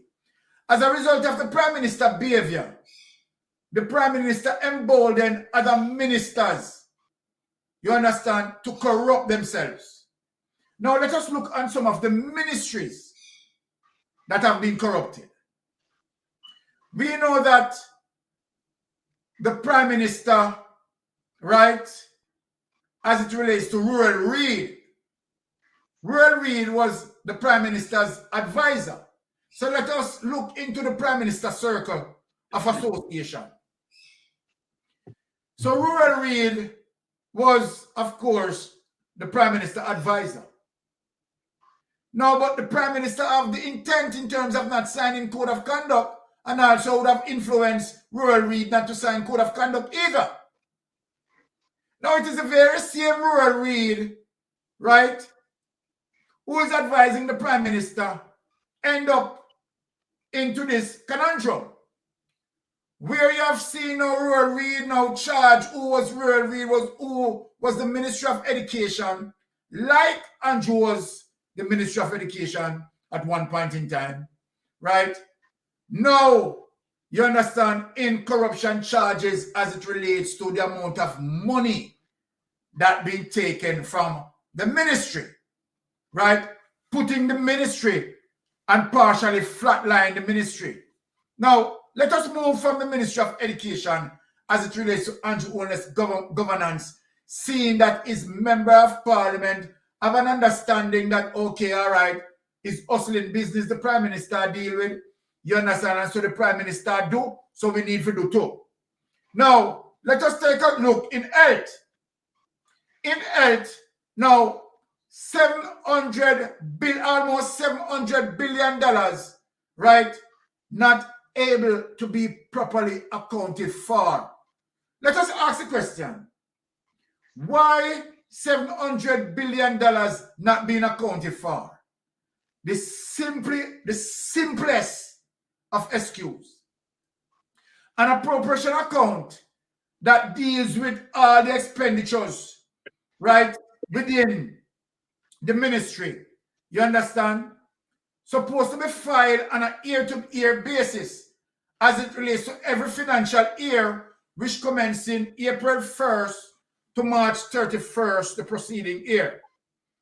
So that appropriation account is supposed to file on an yearly basis. Now, friends and family out there, the Ministry of Health, as it relates to Dr. Tufton, as it relates to the Permanent Secretary, is saying that the appropriation account, although it's supposed to be filed every single year, annually, that is, has not been filing from 2016. People, want to get it? Want to get what I'm saying? That the and let me say this. Andrew Holness would have known that the appropriation account, right, is not being filing on a yearly basis. Minister Tufton would have known. And most of all, the Permanent Secretary, right, who deal with all the accounting apparatus, would have known. Would have known. What did the Permanent Secretary done about the matter? Absolutely nothing. But allowed the gap, created the gap intentionally, right? Allowing the gap to exist so that money could be taken out without it being accounted for. Now, let us look at the whole mess of the situation. So we have the Ministry of Education, the Ministry of Health, and oh my God, surprisingly, of all of that in terms of telling us, oh, this Prime Minister is the head cook and bottle washer, the office of the Prime Minister involved in the corruption.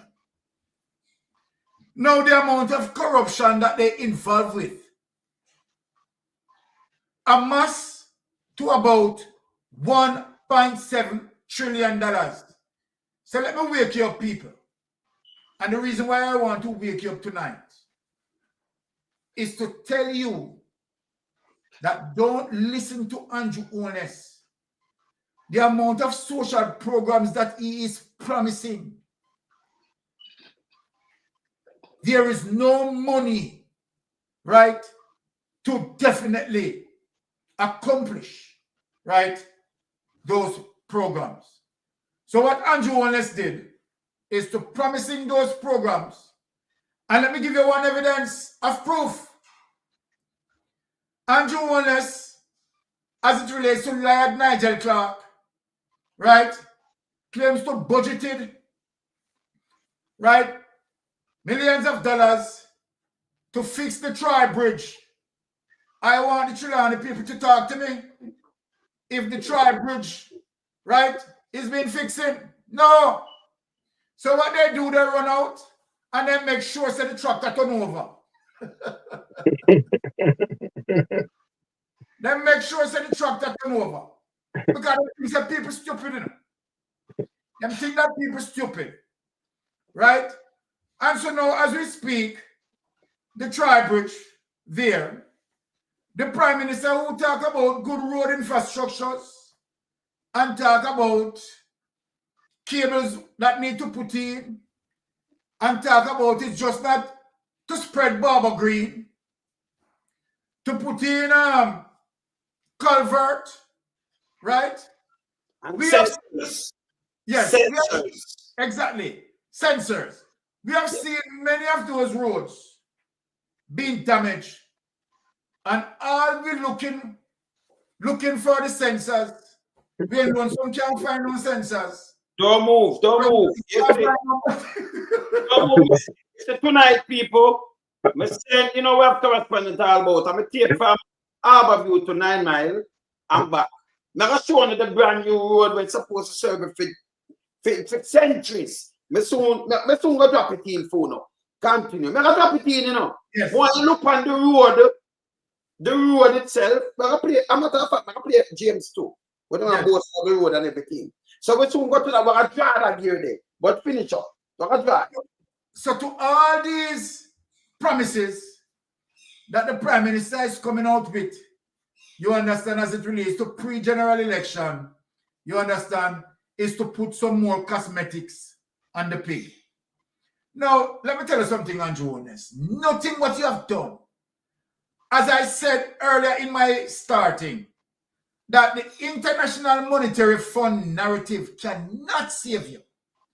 And to take Nigel Clark, who is a callous failure to our economy in only sustaining the debt, he's not paying down the debt.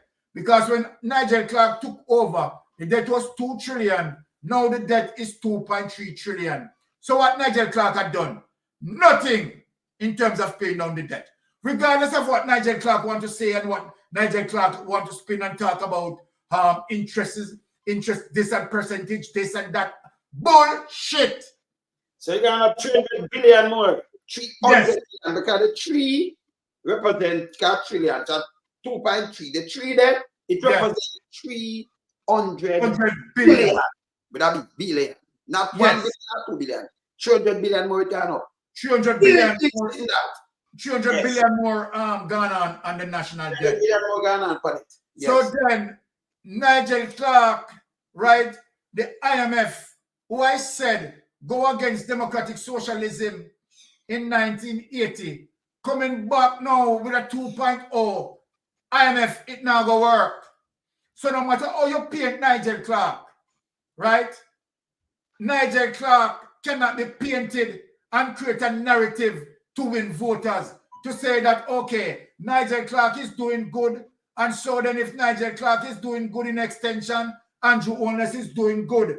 And if Andrew Holness is doing good in extension, the Jamaica Labour Party is doing good. And so then the Jamaica Labour Party is doing good on policies.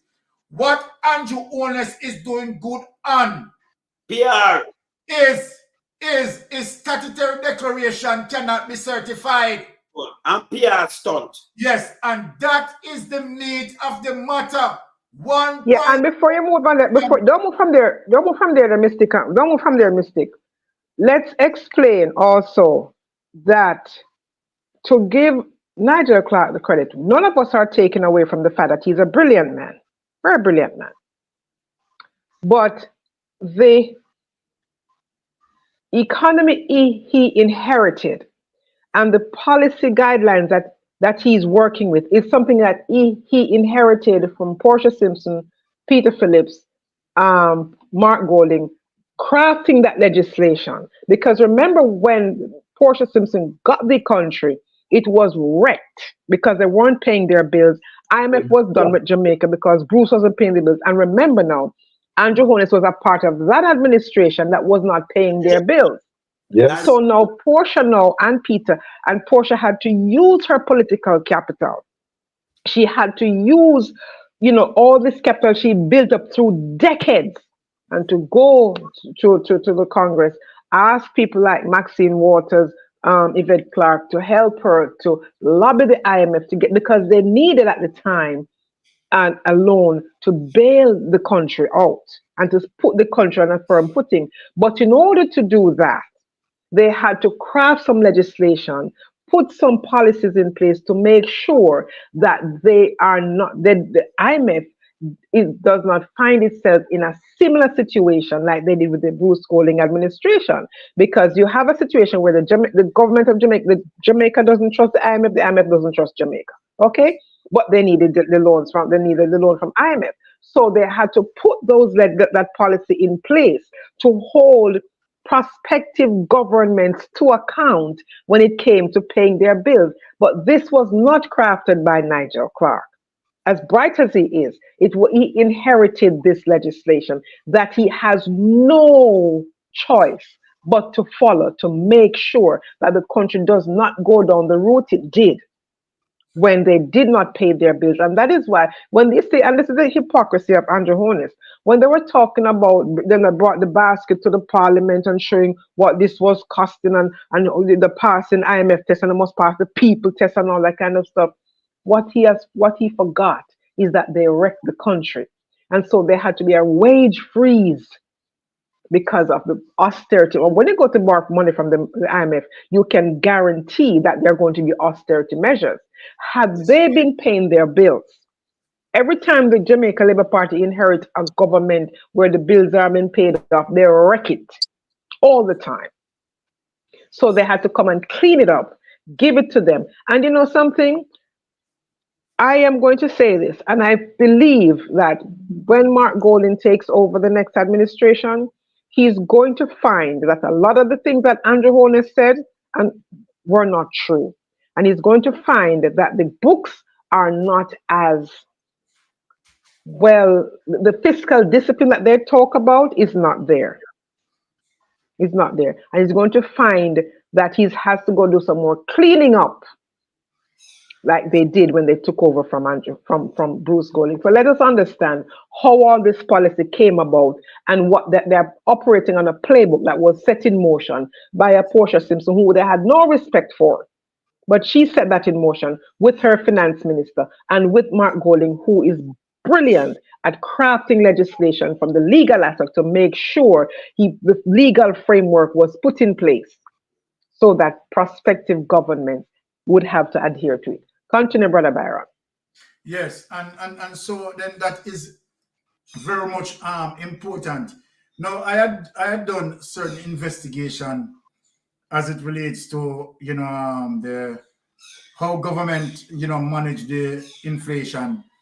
And when I get, when I completed that investigation, right, I realized that the People's National Party indeed, right, always do well, right, in terms of, moving the country forward.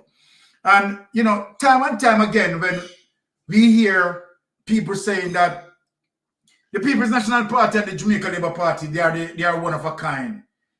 To me, it is so hurtful, because these people don't, I think that they don't read, they don't understand as it relates to research, right? And, even when it comes to, right, the corruption and how, people pass through the judiciary, right, as it relates to, corruption that being investigated and passed through the judiciary. Nowhere in the history of the politics that would have indicated that, okay, all right, you have 2 or 3 or 4 persons from the People's National Party who have gone through the judiciary and who have been sentenced. You understand? And what premise that you are equating the People's National Party and the Jamaica Labour Party to say that they are one of a kind? No. For people who are saying this, I am asking these people to honestly, no joke about it, just do your research.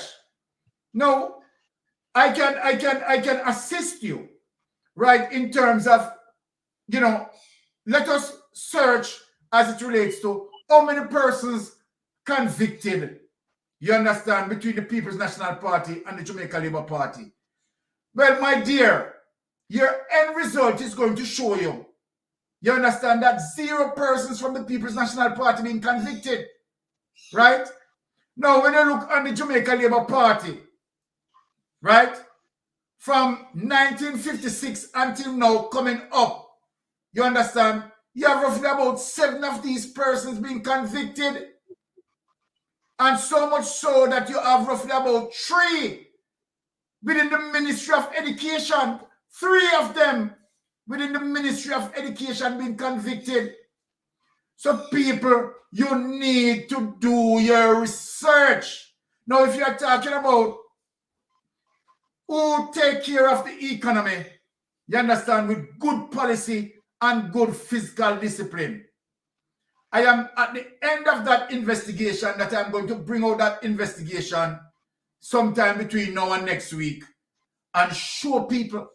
And not only that, I am going to show people that, right, I am going to give the detailed evidence, you understand, as it relates to, the Prime Minister who handled, you understand, that economy, and show you that when Nigel Clark, got up in Parliament, and this is it. I honestly believe that, people need to research the information. So when you hear a Nigel Clark or you hear a Andrew Holness saying 20 years ago, 30 years ago, you understand, never before and so forth, it is a callous lie. People, when I finish that investigation, I'm going to bring it forward. It is a callous lie. And as what Sister Maria just said, that the policies that Nigel Clark is maintaining as it relates to the debt management, you understand, are policies that formulate, you understand, with Portia Simpson, right? To make sure, you understand, to stay on physical discipline. Now, is Nigel Clark on physical discipline? What is physical discipline? People, go and research what is physical discipline. Because to me, in terms of economics, fiscal discipline, not physical discipline, fiscal discipline, F-I-S-C-A-L. You know, I one of the people in my ear when I say, because fiscal year, yes. So fiscal discipline is simply means, right, reduce borrowing. Let us speak it to the people. Reduce borrowing, you understand, and find ways and means in growing your economy. You understand? That is fiscal discipline. So then, is Nigel Clark doing that? No. So no matter how Nigel Clark come and spin it, let me tell people this.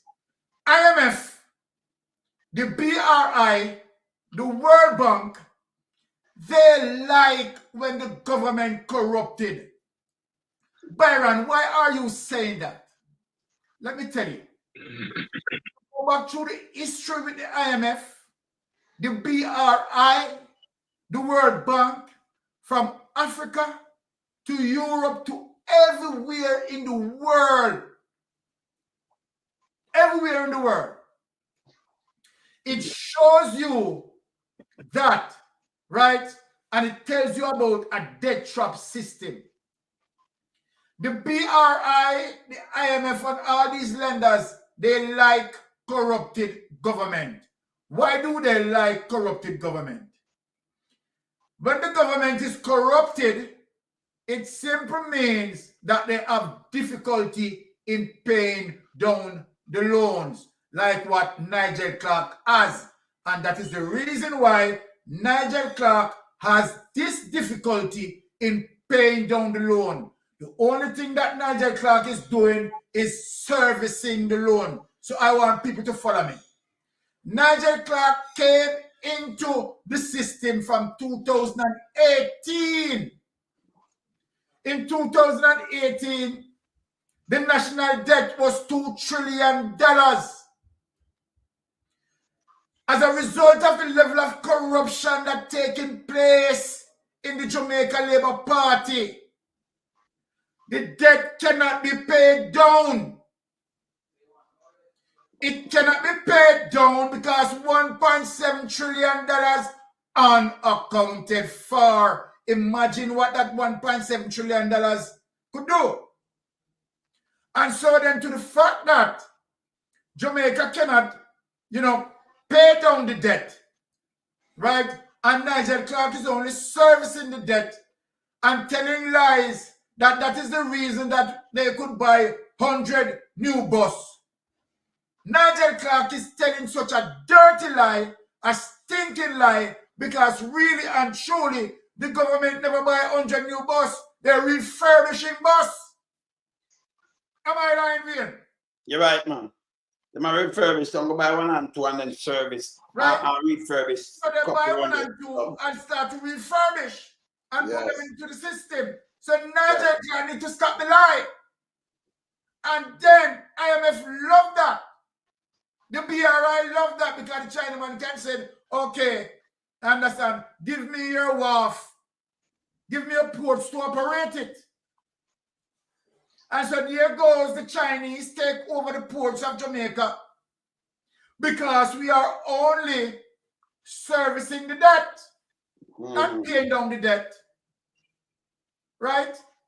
People have to understand the countries that made up IMF.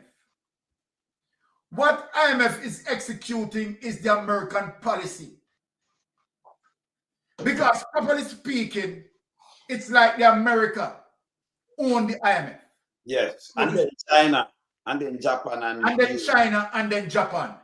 So again, let us look at that. Japan, who is a part of IMF. Remember, yes, that Japan has roughly about 40% of shares in JPS. All right. So there you go. That while IMF lending us loan, IMF have is clampers, sucking the blood out of us, right? Sucking the blood out of us as it relates to JPS, right? Then, I mean, come on, it is Jamaican people need to wise up. And that's why people must understand the fundamental of the policies being executed as it relates to the political philosophy. People must understand the political philosophy. Why we say democratic socialism. What democratic socialism means? Well, let me tell you this. Democratic socialism simply means that equal opportunity for one and all. Right? And that's why Michael Manley fight to have tertiary level, right, education free up to university level. Right? That's why, because we talk about equal rights and justice, stand to resolute throughout what capitalism deals with. Right? Economics. Capitalists, the elites, they believe in trickle-down economics. What is trickle-down economics? On a global scale, it has never worked nowhere on the globe. Yes, slavery. So people need to understand when we talk about trickle-down economics, that only the elites in the bubble get rich on the back of the majority. Mm-hmm. So then we are talking about, okay, where should we go? Should we say we are going to democratic socialism or capitalism with the GLP? So when people jumping around GLP, do you understand that GLP is a capitalist party? Do you understand? And what does that mean to you? When we talk about capitalists, we are talking about crony capitalism that drenching the blood of the poor. So you have to understand that, right? Now, let me give you a little hint as it relates to the IMF, as it relates to capitalists. Now, remember, the Europeans, let me give you a little rundown, basically, so that people can understand where I'm going and how am I making sense. Now, let us deal with this. Let's go, Brother Rattigan. What? Am I seeing right? Yes. Yes, sir. Yes, my brother. Yes. Mistake. Yes, Hold on there. Ratty, as you come. But guess what? Me have a little thing I have to deal with. So my brothers, me have to run. Sorry you never there and for a little while, but me have to run, my brother. So yeah. It's like you have it for me to come for the off. No man. No, man. Give 5 minutes. No man, when they say wait till mistake, I'm gonna like cut it finish and then say the exit. But me have a little emergency thing pop up and me have to deal with it like ASAP. So I second time you said that you have a little emergency. oh man, I really think man, you know say I'm gonna run from this and I turn up in this man. We run for this man, we make for this man. Yes, my brother, but as we say, it's always a pleasure to be on a platform with you, Although I'm leaving now. You understand? But keep the faith, my brother. All right. Stand up in it as the leader you are. And you understand, the naysayers will say whatever they want to say, but they say, sticks and stone. You know what I mean? All right. But words will never hurt me. Yes, sir. Man, oh, my brother, take care, everyone. Yeah, yeah, that's it. So, we're going to them come out with the gate, so the Prime Minister and wife, I lead, them open the gate. We don't have to even ask, we didn't know that already. And we know some other people did there and everything already, And then, the Prime Minister, they come out and both bought the road. Yeah. Him bought the road. Lie there asleep. Say, my sister does say lie there asleep. Lie there asleep with you, lie. Yeah, Titan. Yeah, man. All right. So hear this now. Yeah, man. Remember film time different in a film time England time, England time, like of England time. So the sleep I come to not man, a Titans man. All right. I sleep like Dr. Carver now, but him soon wake up. At England time, man, I knock him. See? So we call like when I hear him. You ready? You see the road where they talk about the two? The road, it gone to, you know, some video that I'm going to show it. Yeah? Some mistake. Wait a minute, pop up and make you about that thing, you know. All right, remember still we can just use 5 minutes for, you know, just make the people understand where we are coming from as it relates to democratic socialism and capitalism. Now, if we are to think about slavery, now slavery would have to be in the obviously the colonial times, right? And where Europeans, right, those who pursue slavery, would have now making the bulk of their profit as it relates to free labor, right, that they are getting, right, where they visit the vulnerable countries and plunder those countries. Now, as it relates to them maintaining their wealth, right, now when it comes to the abolishing of slavery, right, of course, majority of their profit line, you understand, would fall out, because remember now, slavery would have been abolished, Sister Maria, right? And so then, of course, they will not see that profit margin again, right? Because now they have to now pay workers, right? Now, people need to understand that when we talk about the colonial time, and now after the colonial time, we talk about neo-colonialists. The neo-colonialists, right, they are the ones, as it relates to getting the branch off, you understand, from the wealth during slavery, right, where you see now big companies set up, right?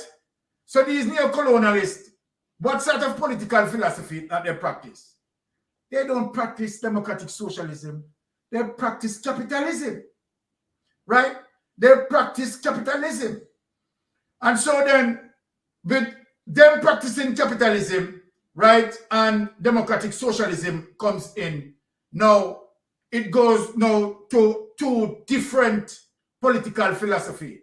A democratic socialism that think about the poor people, right, and to think about, you know, equal rights and justice and all of that. You understand? Now, while the capitalism now think about their interests, their elites, you understand, and to keep their generational wealth, right? And so then when you look as it relates to those countries now who linked within the IMF, right? Like the Germany, those same European countries that form the IMF, right? That's why the IMF principle cannot be a principle to develop, you understand, black nations. It cannot be, the objective cannot be, and that's why many black provinces right now, you understand, is running out, right? Some European persons who are doing business in their country, because their business is not targeting to develop and move the black nation forward, but to use all sort of what we call debt trap management to entrap them, you understand, and continue, because it is slavery still in a modernized way. So what you call now an economic warfare as it relates to the capitalist, right? Launching an economic warfare. So if they can now utilize a system where they said, okay, they give you loans, right, and trap you. This is why now they love corrupted government. So when they give you loans and they trap you and you're difficult to pay the loans, right? And this is one of the reasons why Nigel Clark make a move in terms of reducing our bauxite levy. When Nigel Clark reduced our bauxite levy, who does it benefit? Let's just ask that. Because you moving the bauxite levy, exactly, you moving the bauxite levy simply means you cut the government revenue of $2 billion that the government used to get from the bauxite levy, right? So again, Nigel Clark make another move in terms of remove tax from green produce coming into the country. Who does it benefit? It doesn't benefit Jamaicans, because guess what? That is a war that Nigel Clark leech on the farmer, and in extension leech on our agricultural sector, because those people are coming in with their green products, and our farmers, right, having difficulty and strain, you understand, to manage and cope with a competition like that. So just want to give the people some understanding where that is concerned. And I yield back. Go ahead. Yes, right there. Yes, but you see we're going through this, so look where you take on this now, because a long time I wait on this, you know. Yes. You forget, say, a Sunday night we are talking about it. Ah. You know, yes. Sunday night we are saying we can't, the Integrity Commission can't go in can't make the election cycle come. Yes. And them not name the people, them can't no fear to nobody at all. The people guilty, make them guilty. People innocent, make we know. But you can't have this going on for so long and then have it running at the election cycle.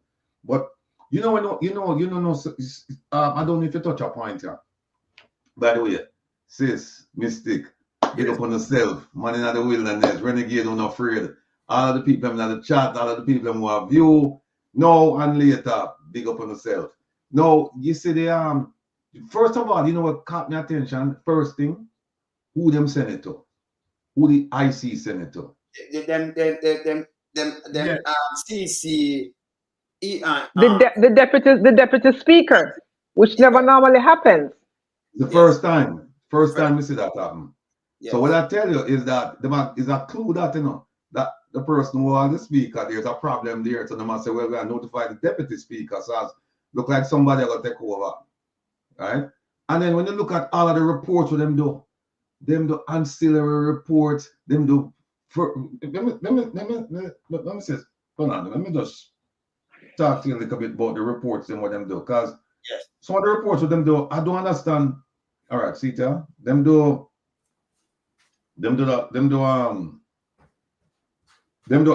indicative ruling, right? In a second and separate letter, along with the full ruling of the corruption prosecutor in the same matter, as well as the Section 36 special report. This and everything just seemed connected. It looked like them go to them weird, like them say, "Why we have to make sure so that one are good." No, it's not gonna be. I'm not gonna trust them because, like in the strike, the place 2 times, you know, same place 2 times. Right. Them let them go already, and we're gonna deal with them case because them don't want the country maybe look bad. So them I say, okay, maybe we're not charging. Remember in the IC we are watching now, and we're not petrol. Right. But for them do all of them things, yeah. For them do all of them things. You notice I don't see a DPP report. We don't see anything. We don't know if them contact the DPP, and if them contact the DPP, we don't know if that is something that should be included in this report. But I would be interested to ask the question: did anyone talk to the DPP about the illicit aid? I would be interested to hear the answer to that question. It sounds to me, reading this, that it don't look good. It don't look good. Either way, it don't look good. If them let them go, it don't look good. And if them hold them, because here's what happened. No. Only get me thinking. I don't know if I don't sign up yet, you know, but the Prime Minister come up that hunger start must be next week or so. But you know, Jamaica time I go up there. Eh? In the Jamaica, it's not a thing. Don't tell about Jamaica, no, tell me. Because first time Prime Minister used to tell you where them I go, where them I do. That man just go like a field place and just spend people taxpayers' money. Well, you know, I sign up for it, you know, and them send me my official invitation, you know. I sign up, come and go ask. Because them have 3 of my favorite people up there, you know. Them have my favorite minister. I have the Prime Minister, I have the CG. Yes. And I have some questions, because what is that? I have some, you are the win, and you're there right next to them. But me also, I call myself the win, but me have some people close to them too. And people forward me some things and say, ask them questions. Them own people. Give me some things and say, ask them questions, yeah, when you go. So I'm sure some of them supporters and things like that watch the program, you know, and I'm over here. So I sign up for go. So since I don't know where you are there if you go, but I get my invitation. I sign as soon as I see it, I sign up. Beat it again. So all it, I'm telling you now, we are in attendance. And I'm going to ask you some question. And make sure no black, no mic and turn off, not run here. Yes, I will not foolishness we don't know. And coming in, remember what I do that to you, I have to make them know because, you know, I'm not a fact. Let me show them when we attack, where you go. Because we attack, I want the people them know where I want to, you know. Megawatt, big up yourself. Megawatt, so them now make me ask some question. No, man, them I'm not trying, Mega. I'm not trying. Especially, Mega, if you did, let me know the moment me ask question. I'll stand up next to you, know. Yeah, man. Same thing there. People. See, Jack? Them said them I Yeah. go and make set me can't zero it in. See that? See what the friend they don't get at all. See how there? When I see it, the 21st, see there? Only to see me out, you know, straight, you know, you can't hide nothing from we, you know. So we have, you see what I see No, there? man.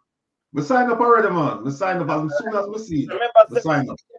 And them just write me and send me a thing and say your request has been processed, and them give me a little thing, you know, me like my little ticket, so we're good to go.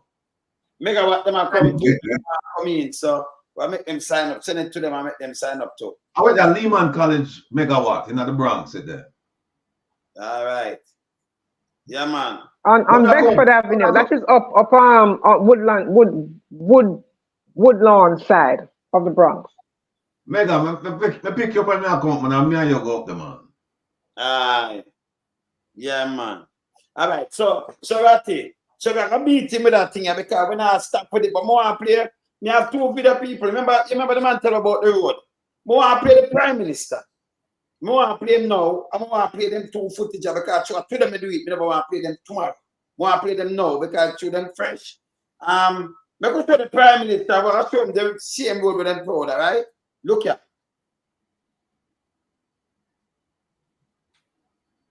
Two different things I operate for me now. You know, so the decision to build roads, you see asphalt as the end of that decision. Oh. But I want you to pay close attention to what is underneath the asphalt. When we build roads, we put in water mains that are not just designed to treat with the population that exists now, but we are planning for populations to come. So we are investing in significantly large water mains and not using old materials. We are using materials that will last hundreds of years. Yeah, we are putting in fiber optic cables. Yes. We are putting in other sensors in the roads. Where necessary and possible, we put in sewage. But if you look at the roads that we are building today, you will see massive civil infrastructure investment. Yes, if you look at the size of the culverts and drains that are there to control water and soil slippage, massive investments. These roads will last your lifetime and your children's lifetime and their children's lifetime and their children's lifetime. Yes. We build infrastructure to provide for the growth and development of our country. Go back for me now, please. Where? To come. So we are investing in significantly large water mains and not using old materials. We are using materials that will last hundreds of years. Before that. We are putting roads. All right. You see asphalt as the end of that decision. But I want you to pay close attention to what is underneath the asphalt. When we build roads, we put in water mains that are not just designed to treat with the population that exists now, but we are planning for populations to come. So we are investing in significantly large water mains and not using old materials. We are using materials that will last hundreds of years. Yes, sir. We are putting in fiber optic cables. We are putting in other sensors in the roads. Yes. We are putting in other sensors. OTHER. So what the sensors them have right now? We want to know what sensors them have. But I mean, somebody just said. No, man, tell me what the sensors there. You know what I'm saying? We are putting other sensors. No, I'm going to play the devil's advocate. I mean, I'll show you the road. I mean, I'll show you the man with the sensors. Well, somebody just said. Yeah, no, You want to know? Why you show me the sensors with them have now? Because I'm I show everybody. I have pick it out. The 4 way I pick out the sensors right now. So somebody just say, up there, time at I play this. Listen. The government allocated expects that the road must be asphalted to a certain condition. Let me bring to your attention that the number of roads that we have, the roads in your communities, many of them were constructed 50 years ago, that the government must find the resources to fix all these roads. It's not possible. Yes. The presentation of a former prime minister, in that people want to take it and turn it into a political problem. You hear this?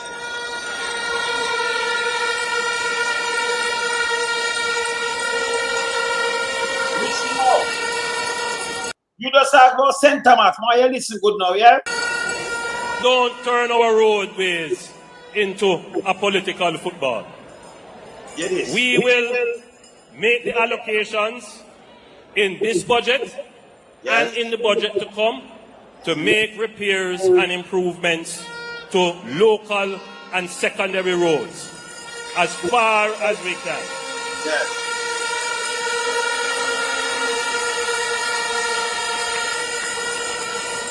But you will also notice that we are making the investments in the highways. Listen now.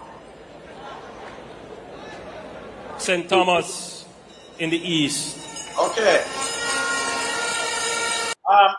You hear that for yourself now, what I'm saying? Listen now.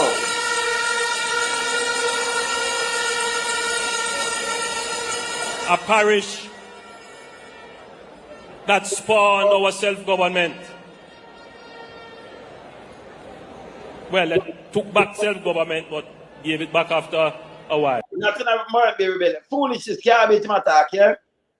The man doesn't know history good enough. Garbage. All right, continue. But St. Thomas. You know, Paul Bogo take away self-government and Imam George William Gardner will put self-government up there. You know, St. Thomas strategy. Come in and learn about that all now, you know. And of course, be about this, you know, for Andrew. The rebellion made the colonial masters then start to pay the rebellion, take self-government, and run it. Attention to the conditions in Jamaica. And from then, St. Thomas was treated like the forgotten parish. I remember in 2016, I bet you now I come back at behind Agintai. Who is? I'm a two brethren them there, you know. The one behind Agintai, no man, behind Agintai. I not talk side of him. The one behind him. I come back here, look on him. In favor, come back here, man. See, I come back here. A Prosperity Live meeting in St. Thomas, and a young man stood up in the meeting and said, Prime Minister, I'm paraphrasing him now, we want to feel like we're in the modernity now, like we are a part of modern times. We don't have no Kentucky and we don't have no stoplight. That was his perspective of being in modern times. Of course, we understand what he was trying to communicate. We have made the investment, not just to put blacktop on a mall surface. We are building roads that can withstand these strange weather events of climate change. Okay. We are building roads that have water mains running under them. We are building roads with fiber optic capabilities in them. We are building roads that have drains in them. And we are not just building roads to nowhere. We are building town centers that can become the economic center. You know, all them things are foolish. See, man, I build one town center, you know. Well, you notice him never talk about this. We still ask about the sensors. Yeah. You mentioned nothing about sensors. Yeah, sir. Yeah, the other things we're building other sensors. So what are the first sensors? What are the first sensors? We don't know about the other fiber optic cable and thing. No. And him said fiber optic cable twice. Yes. But I see people demonstrating against their own development. I could look at the road where them say them build now. Remember move and look on the road. So when I did that to the people, this is from Harborview, where you go up to the 9 mile. That's up on the road. But when you see the road, remember a brand new road and it's supposed to last 300 years, right? Your generation, you're not supposed to have no patch on it. Just build. 5 months ago, right? Them get the road.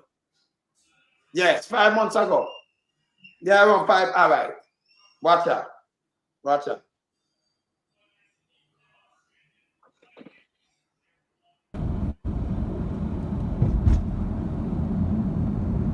It's about all the 7 miles. Let's go. I'm about 7 miles going on. Because you can't road it. You're supposed to look brand new. Look at the plants there. It's them plants here. You see them like a bag. Look at them. See, there's a hole in it. Look at it. Look, just look at it. See what there? Just look. And by the way, you're done, you know. And I'm going to go back. Look. See that cut grass that's in there?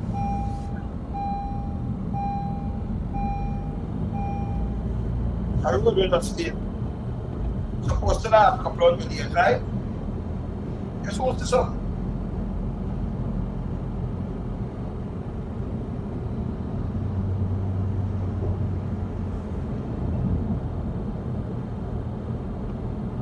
I made it scenario. Come to the new area. Look at the road.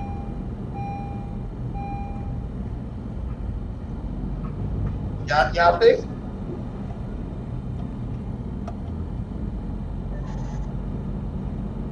There's a patch already too, you know. Look at a big patch. Look at now. Look at. They made us patch yesterday. Too. Remember brand new road, you know? Brand new road.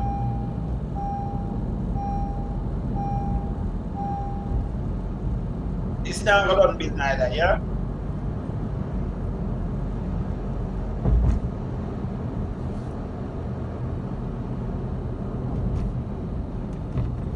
Look, no. See that? Look there. Brand new road, yeah?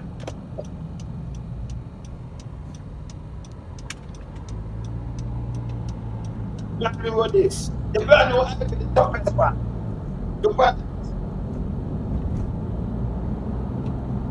So you have to dig and patch same time, eh? Yeah. You see fiber optic cable there at it. Oh, you don't see it. You don't see the sensors now come up. Look here. Look at that hole now. Look. See sensors them, yeah?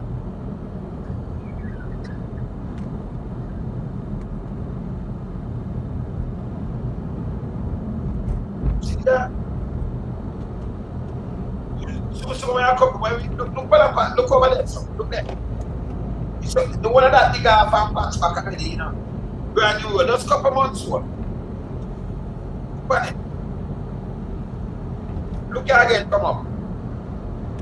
No, you tell me this is a last that when say your generation. See them there? So them have your chapter and a patch each time. So you don't know when you have patch fans, just look on the road. Look there. So you see the white man, look there. No, tell me if it's good for money now. This is what the Prime Minister tell me about. That them reach out a 8 man. But yeah, what them reach.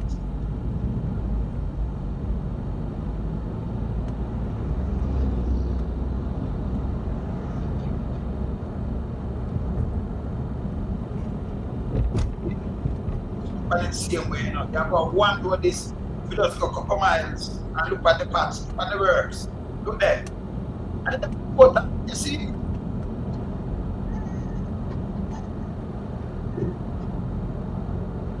So out of 8 miles, you know. You lost them doing it. Okay. So them mark up a road there, look there.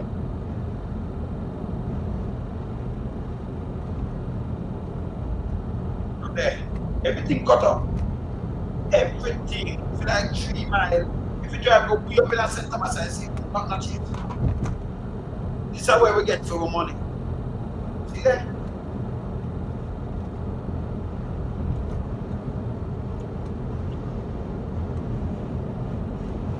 You go for inside, where it look like it run up by you. That one is something to keep the inside of this. So water break that to man. Look there again, look there. See there? See them as scrape on our cup, that's the same way. The road in them, on the side.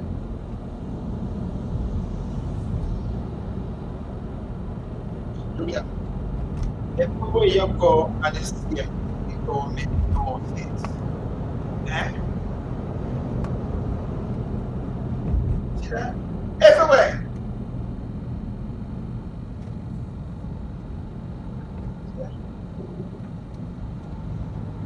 See what you see that the father thing and the sensor, the man named that even it. Yeah man.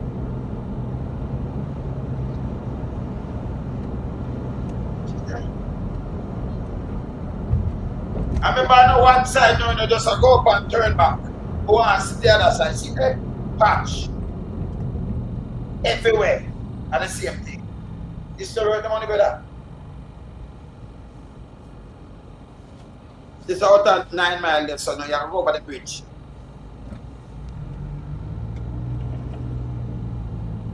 See Sugar Hill there. So make sure down the road down this side now. Yes. So you have to go over the bridge, you know. Bridge in the dead flash down there. See the bridge, a 9 mile bridge. See? Yes. See? You go down there, so now you go down and make your graphic, you know. Look here, look at the road, look there. You want that patch. Just brand new road. See there? You tell me now, did money for the money? They continue to do this. Something that fish. See that?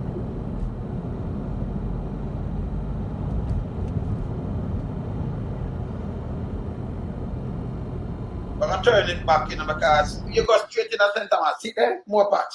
I make you one more no ratty, and then now drive, make it drive, come back and never talk about this. Make it drive, come back. And at this, he might run election pan too, you know, driving. But me don't know, you know, when them just tell them I open it from 9 mile, go down back. All right. Flick it back round. When them just say them open it, you know, and then run go take the picture when it goes put and they car, and just say, you drive go down back.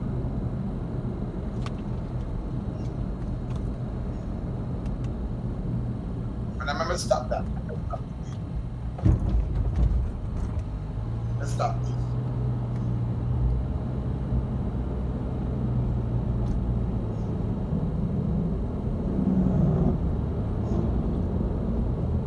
Stop this for now.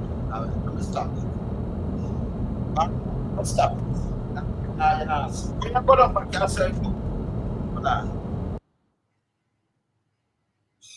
Hold on, I'm gonna stop this and move that. And then we get time. I'm gonna get time back that one. No. Put that out. Yeah, man. So this is how we get ready for the money, yeah? When you see right there, so.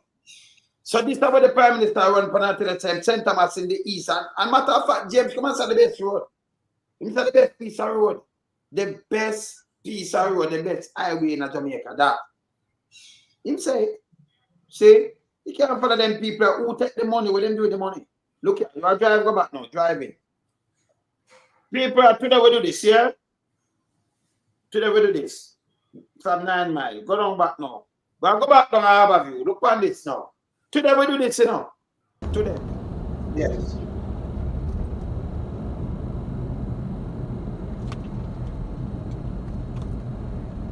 Just look on the road, man. You see there? The road is, you know. Look at the road, you know. Highway. Look there. All of that, go back in. See See that the whole I just grew up in a St. Thomas this one, a St. Anthony's. See that?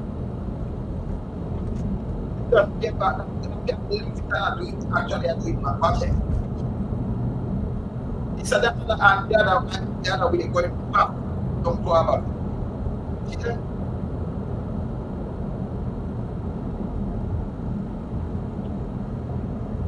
Yeah.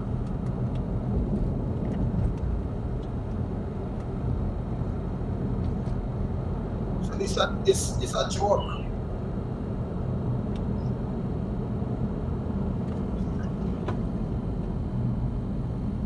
Today. Never call it.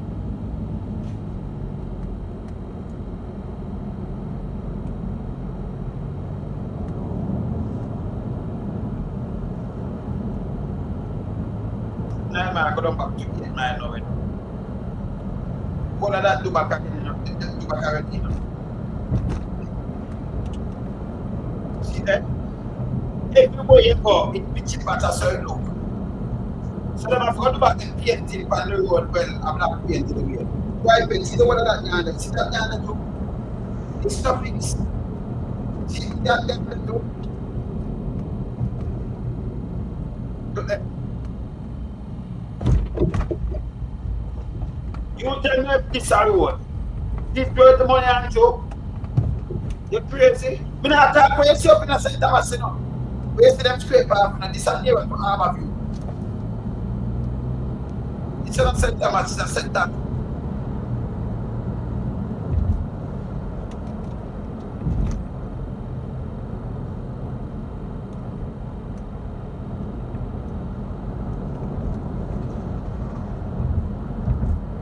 It's so big and dirty.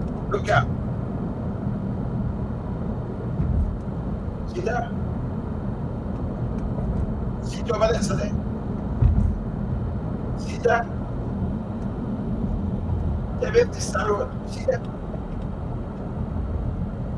So you know, so they have a fart and everything with them. You see that?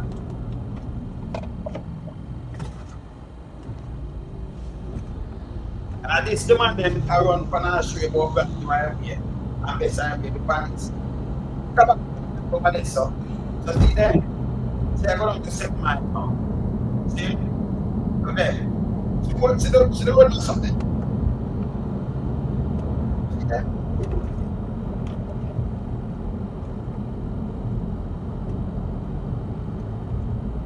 And this a foolish, look there.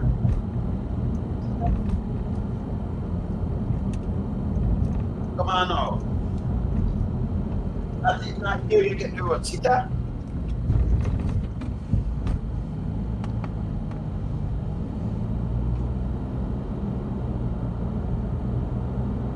But go back down to 7 Mile Bridge now. Is that it?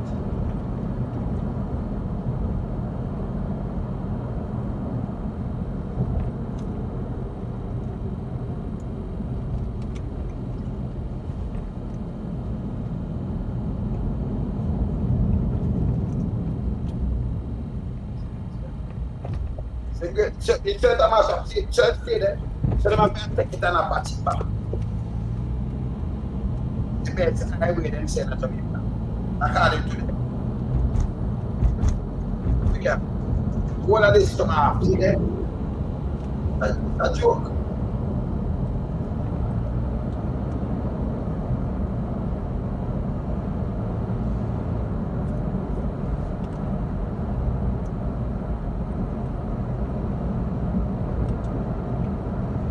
It's a bit of highway at this time. It's an highway. I bet the original road is still see there. Go back on it.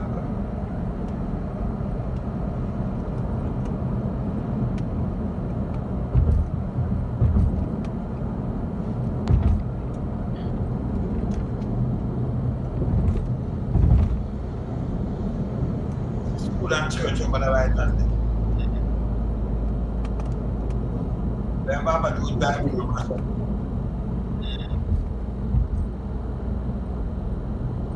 There.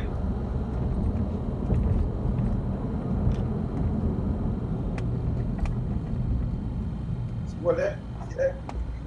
that's how they have to dig it up, yeah? They have to store it up.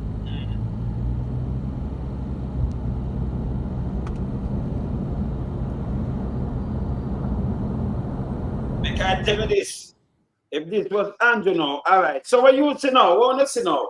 If this was Andrew in our position and something like this, the media or PSOJ, everybody that run out, this a waste of money. This a garbage. Yeah? This a taxpayers' money. And this how the road stay when them say the best road. The best road. This a Ratty, it have everything under it, Maria. It have sensors in it. And it built for lifetime. For our lifetime with kids, them grandkids, and great-grandkids, and it continue.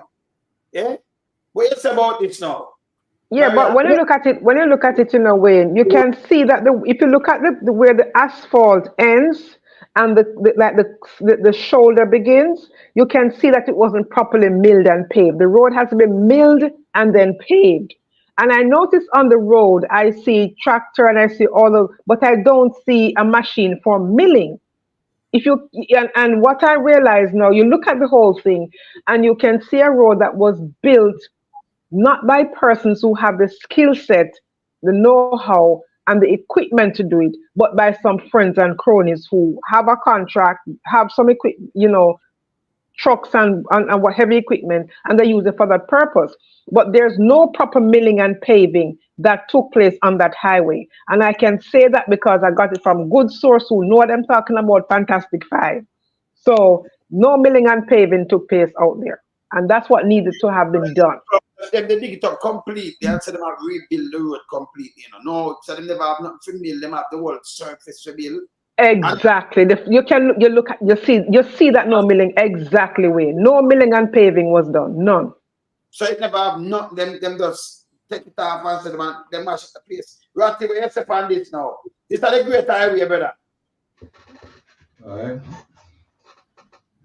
I mean, it speaks for itself. There's nothing to say. I mean, a picture is 1,000 words, right? But a video is like 1,000,000 words. Because a video is like a moving picture. So you see the from Harbour View, I go 8 mile and turn around. Yes. And come back.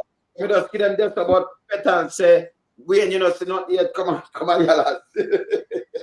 Me know, man, they have things from up there, but can you imagine the whole of it, it's not good. But the people, them for drive and feel for the man. No, what interesting is that this road here is based just on the patching. Forget about the bad section, just the patching alone what you see so far. I mean, it looks like the road about a quarter patch already, you know. And more than that. Yeah. Patch already. So you can't just you know what you need right this up. No, I shouldn't call this no, but you know, one good rainfall like that, you know. Yeah. One good rainfall like that. Yeah. But Ratty, you know, as it relates to that what Wayne just displayed, what it shows me though, it is the level of nepotism and cronyism that take place in terms of, you know, persons who are doing these roads as it relates to the level of skill set. Now, and one of the reasons why I'm going there, remember that we have a Chopper John who we saw at the Western Regional Hospital for Children. This man only have certification in food and beverage, has no certification as it relates to civil engineering, right? I don't even know if Chopper John know how to read a blueprint. And yet, Chopper John is the project manager for Western Regional Children Hospital. So what does it say about the government? You understand? It says about the nepotism and the cronyism. Who are these persons? Here is Chopper John put into a particular skill area. You understand? As it relates to reading blueprint, right? Of a wide understanding, maybe in architecture or civil engineering, This man doesn't have the experience. And yet this man has been placed into an area, right, even getting more pay, right, than those persons. We had heard Peter Phillips accuse Andrew Holness for this, but it is now proven to be evident. I remember when Peter Phillips accused Andrew Holness of, employing people who have no skill set. Peter Phillips did.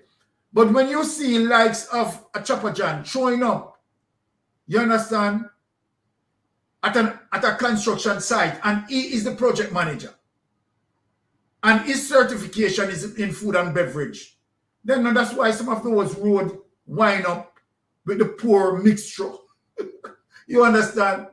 That they claim that they had completed the road surface, and look, you understand, poor texture.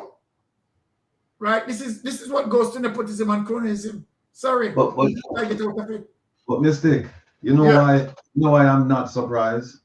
Not surprised at all. Not surprised. In fact, I would be surprised if they had a qualified person out there doing the work. I would be very surprised, because this government has consistently tried to fit square pegs in round holes. Exactly. Look at the Ministry of National Security. Wow. The gentleman who heads it is a medical doctor with no law enforcement, no national security experience. And who is his deputy? A former athlete. No experience, no qualification with law enforcement. Take a look at Ministry of Health. Of a marketing manager over there. Doing a very good job trying to market himself. Oh, forget about something in market me. There was something called market me. Yeah, I think that he was associated with. Yeah, right.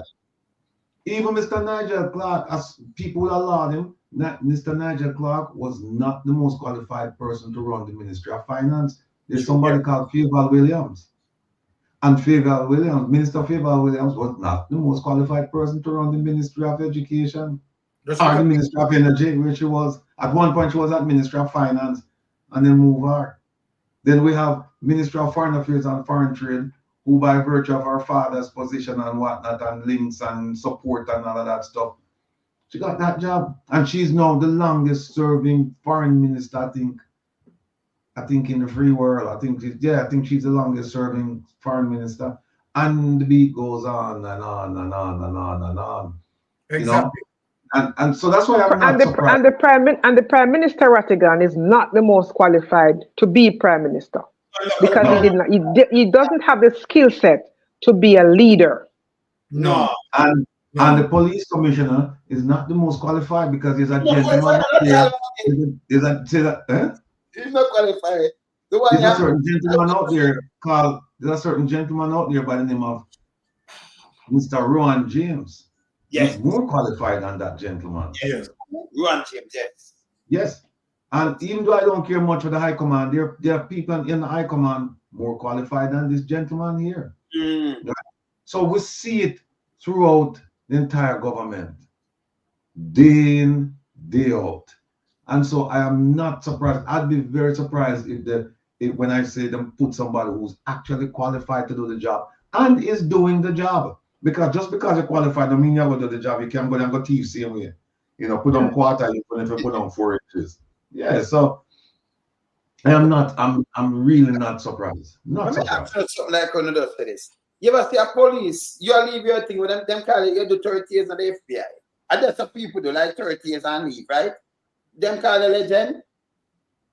No. Them that call a legend or nothing? No. Why is it? Them call this catches bully. Why them call him legend? A legend. Legend for what?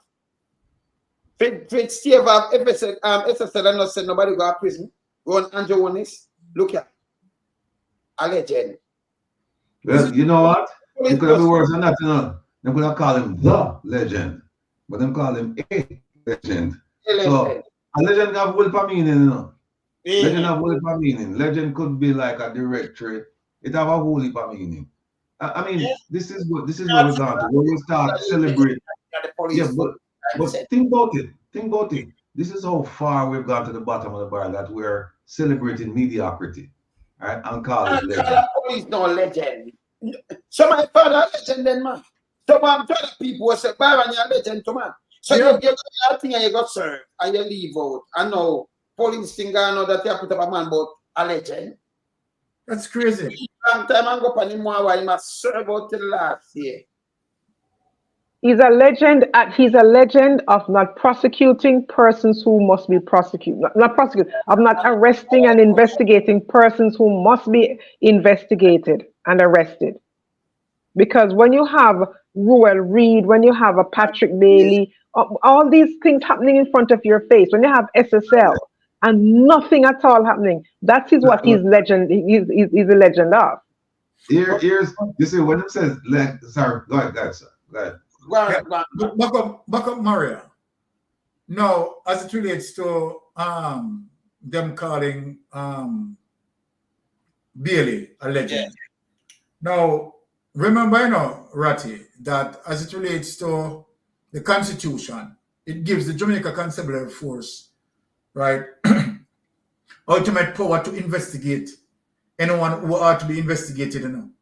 Here we have a situation as it relates to the Prime Minister's statutory declaration, right, cannot be certified.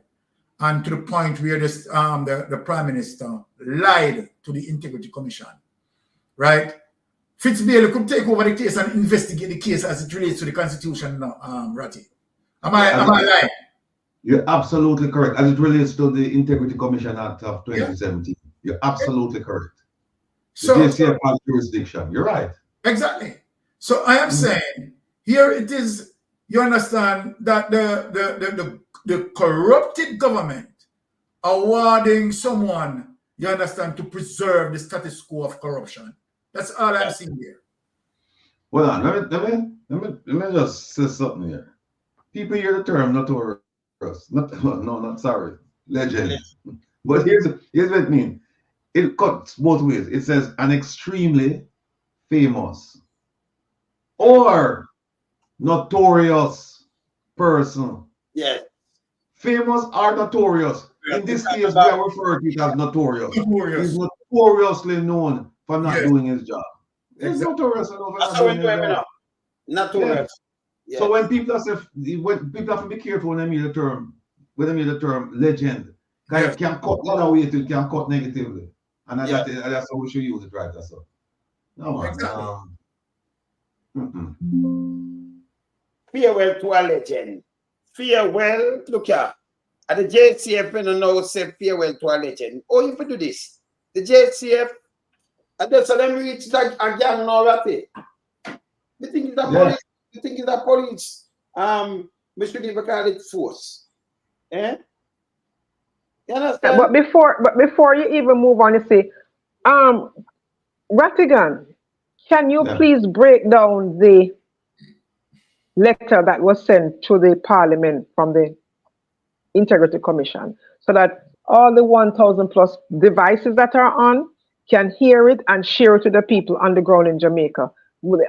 Just to explain what that really means in layman terms. What it actually means is that, did they mention, let me go back, because I don't want to talk about something that it isn't. And what do I mean by that? In several instances, recent instances, we thought the Integrity Commission was providing information concerning the Illicit 6 and come up with something else, right? So with this particular one, I think it has to do with the Illicit 6. Judging by just the nature of the investigations, Illicit 8, sorry. Illicit 6 plus them two friends. So it's like for them two Confederates.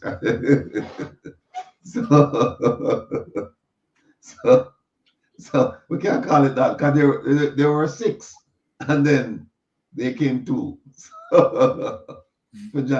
So it's like you kind of want to say, well, is this about that or is this about something else? But I think this is about that because the fact that they even put on the Deputy Speaker of the House is almost like a signal saying there's something wrong with the Speaker of the House, because they haven't done that.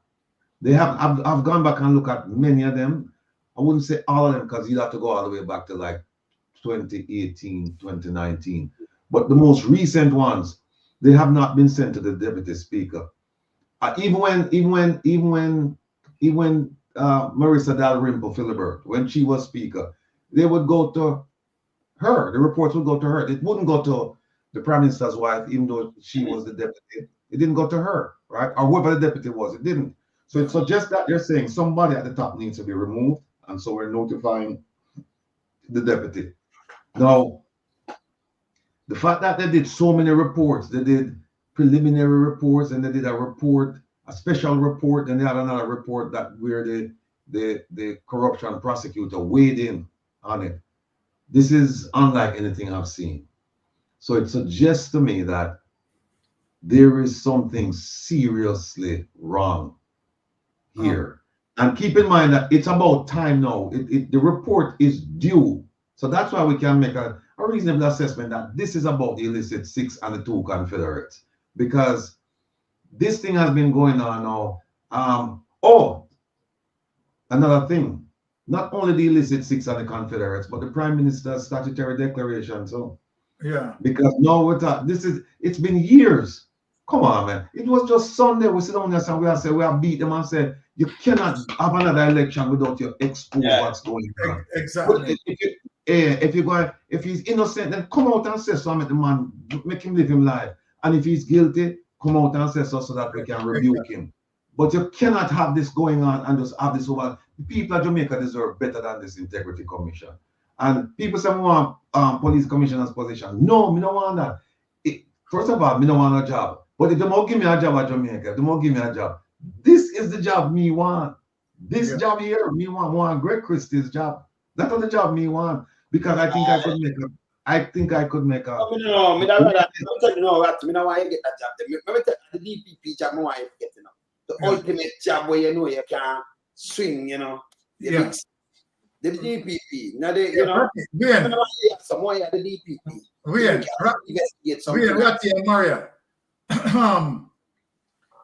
Pastor Ricky said something. Well, it just gone up. What that I wanted was to answer to that. The Integrity Commission investigation. And the Integrity Commission investigation until they. There it is. Pastor Ricky said the IC report was sent to 4 people in the parliament, as we had read out. Right, Byron, do you think that that is nationwide? Is trying to muddy the water again? Just thinking. He said something up earlier.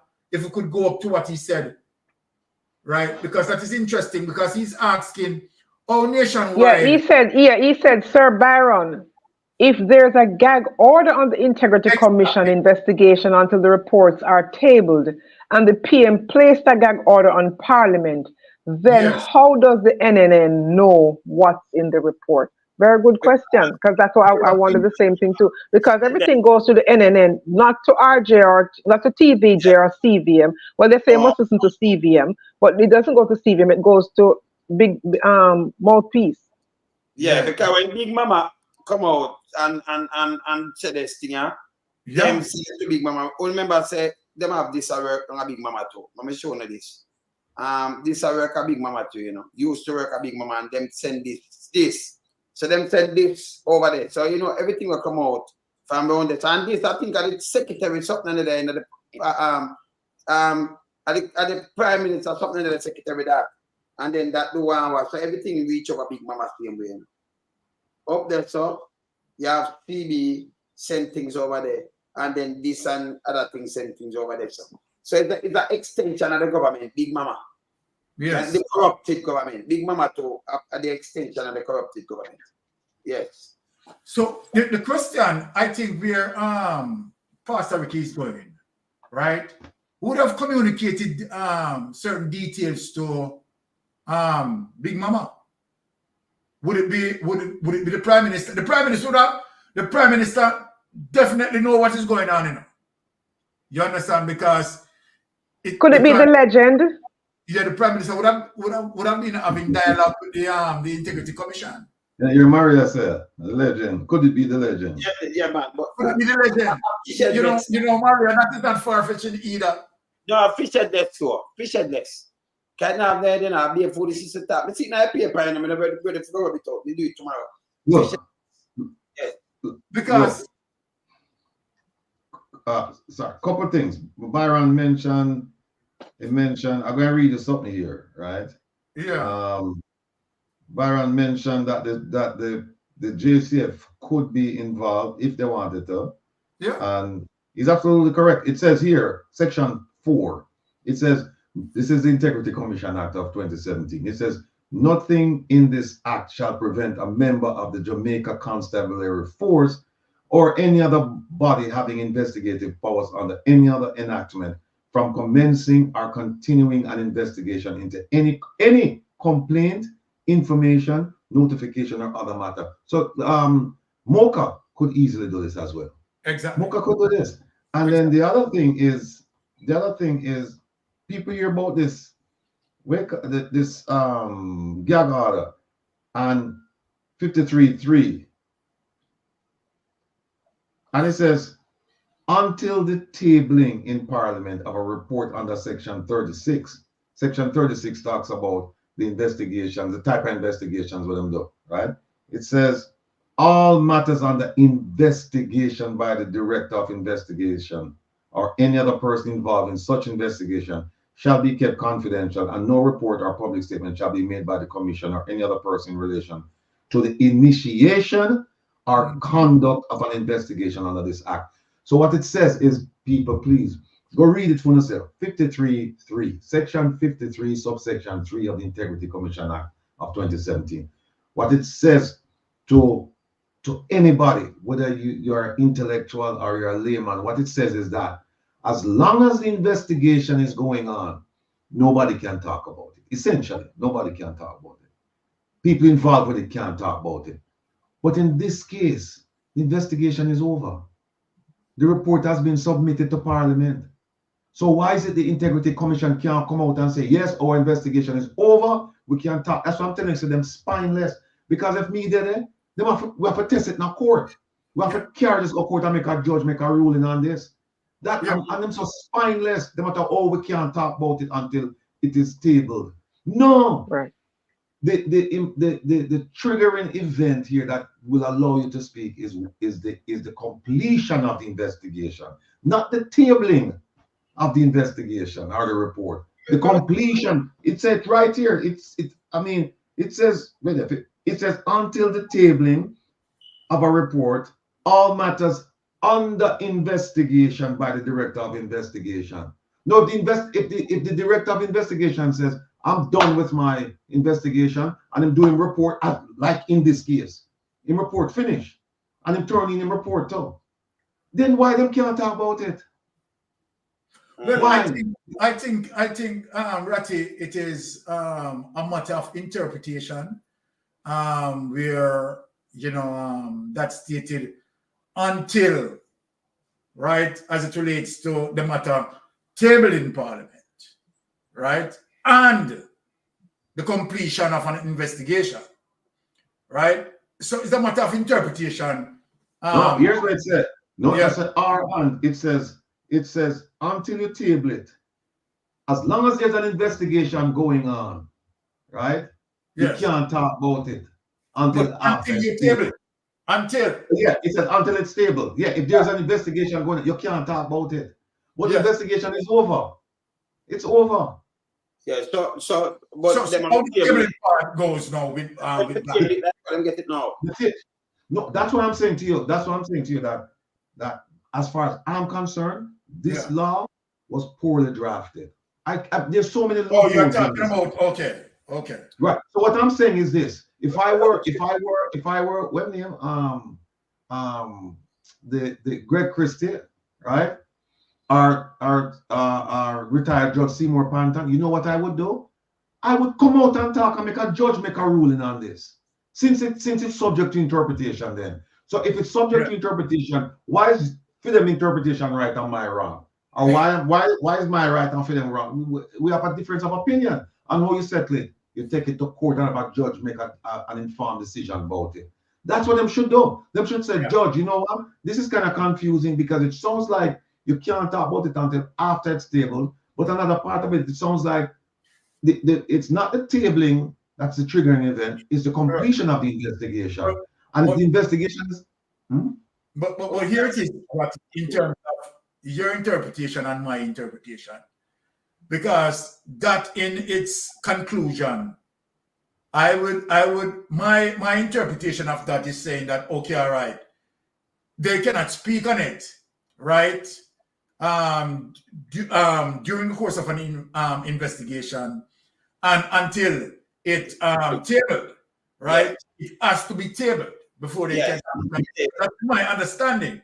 Yes, but what me I say to you though, right? When them table it now, they might talk about it. But me I say to you, yeah. When I feel the IT them to change something that when the IT have something like this, you know, have to go through no body in no parliament. You can stand by your own the agency and knock them when them for knock them. Yes, Wayne. I agree because here's the thing also, Wayne. Here's the thing also. In the interest of good governance and transparency, the minute someone is under investigation, it should be known who that person is. Yes. Yeah. Because if guilty or innocent, the country should know. The Prime Minister is under investigation, and here is why he's under investigation. Minister so-and-so is under investigation, and here's why that person is under investigation.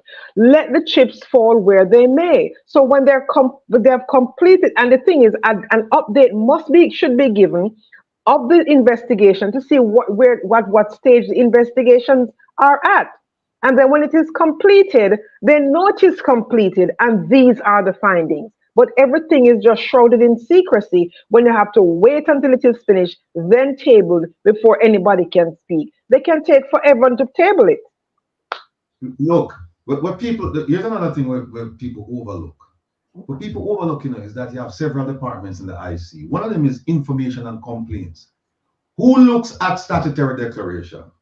It's not the investigative department, It's information and complaint. They're the ones who look at it, examine it, and then they make a referral to the investigative department. But here's what the statute said. The statute don't mention information and complaints. It specifically mentions investigation only. It doesn't mention the corruption prosecution. It doesn't mention information and complaint. Doesn't mention any other department there. It says as long as the matter is under investigation by the directorate of the investigation. So the question I would ask them, so what about information and complaint? Can we talk about stuff that they're looking at? Because this 53.3 doesn't mention that at all. But, Ratty, let me ask a question. So then, does the law would have an understanding that they fall under the umbrella of the Integrity Commission? That who? Both the complaints. Yes, they're all part of it. Yeah, they're all part of it. But might be they generalize in that sense. I don't know. Well, but here's a question: if you read the statute, it delineates between information and complaint, investigation, and corruption prosecution. Several places. Yeah, so they make the umbrella. Oh, and then when they say commission, and when they say commission. When them say commission, them not talk in instances, them not talk about them 3 days, Them not talk about the board of commissions, which is separate from these 3 areas we just discussed. Yeah. We need to do a tutorial and put it up and show the organizational chart so people can see the different components of it. Because when they say integrity commission, people think it's just like, okay, it's one body. Departments we know, but it's not the whole IC. Now govern the whole IC, or it govern different departments. Which one? You have different departments within it. Yeah. And then when they say commission, you talk about something different from the corruption prosecution, from the investigation department, and from information and complaints. Because you have a board of commissions. Because here, let me explain to you. You see when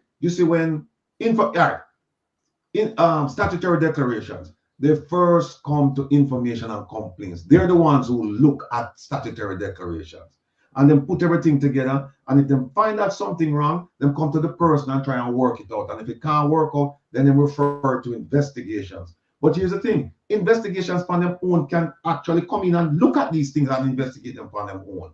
But the traditional way of doing it is information and complaint, then it goes to investigations, then it goes to the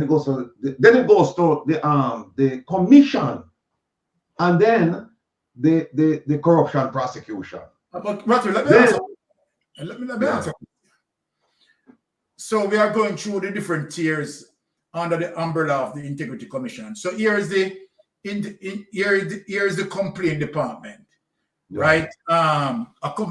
Whatever complaint reach the complaint department, the complaint department is looking on that complaint, right? Now, if the complaint department decided that, okay, all right, this has reason to be investigated. Right. Now, the complaint, do you think that the complaint department can make a determination without an investigation? Or the complainant or the complaint department would have to anticipate for the investigative body to complete the investigation? Yeah, good question. Here's the answer. Section 32. It says the director of information and complaint shall, subsection D, refer to the appropriate director any complaint or information or notification received under paragraph C, which is keeping records and all of that. And it says or any other matter which he considers appropriate for action. So what happens is that the information and complaints directorate, they can shut down investigations too, because here's how they do it. Them get the stuff and them say, okay, you say you get this amount of money, you get that, show us the documentation. And so they basically collate and compare and contrast and say, okay, this makes sense, this will make sense. And then if it don't make any sense, then what they can do is they can come to you and say, listen, this doesn't make sense. Can you give us some more paperwork? They don't have to do that. They can go to the investigation and say, hey, we think there's something here. We don't want to go any further with it. You conduct the investigation. This is based on the statute. Now, we know that sometimes the way the statute is written is not the way the procedures are followed. Because, at Jamaica, well, not only Jamaica, a lot of countries, these things happen.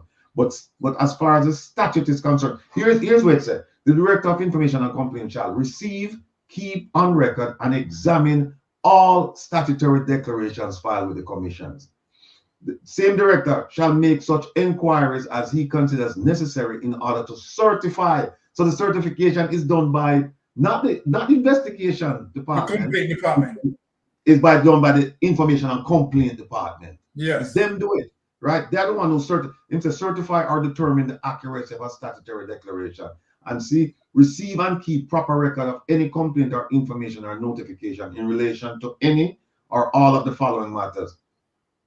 Any allegation which involves or may involve an act of corruption, any allegation regarding impropriety or irregularity with respect to award, implementation or termination of a government contract, blah, blah, blah. Any allegation in respect of non-compliance with any of the provisions of this act. So they can go ahead and it's almost like what it is? It's like a preliminary investigation. Because like now the FBI, what them do, they open something called a preliminary investigation just to do some quick searches to see if there's anything there. And a lot of investigations get closed at that level. Yeah. Manpower and other resources not get thrown at that. But then there are some cases where them look at and say, okay, there's enough here to open a full investigation. So you have preliminary investigations and you have full. So it would appear to me as if the Director of Information and Complaints, they conduct preliminary investigations to see if anything is there. And if they find something there, then they turn it over to the investigative department and they conduct the full investigation. But 53.3 only speaks to what the investigation department is doing. So my question then is, what about complaint? What about them? Can we talk about stuff that they're doing or not? Yeah, but Ratigan, I'm listening to you and I'm thinking about the tax administration. Because if there are discrepancies, well, there are discrepancies with many of the persons who are under investigation, then clearly they run afoul of the tax laws. Why were they not prosecuted by the tax administration in conjunction with the investigation being conducted by the IC? Because yes, it is obvious that somebody run afoul of the tax laws.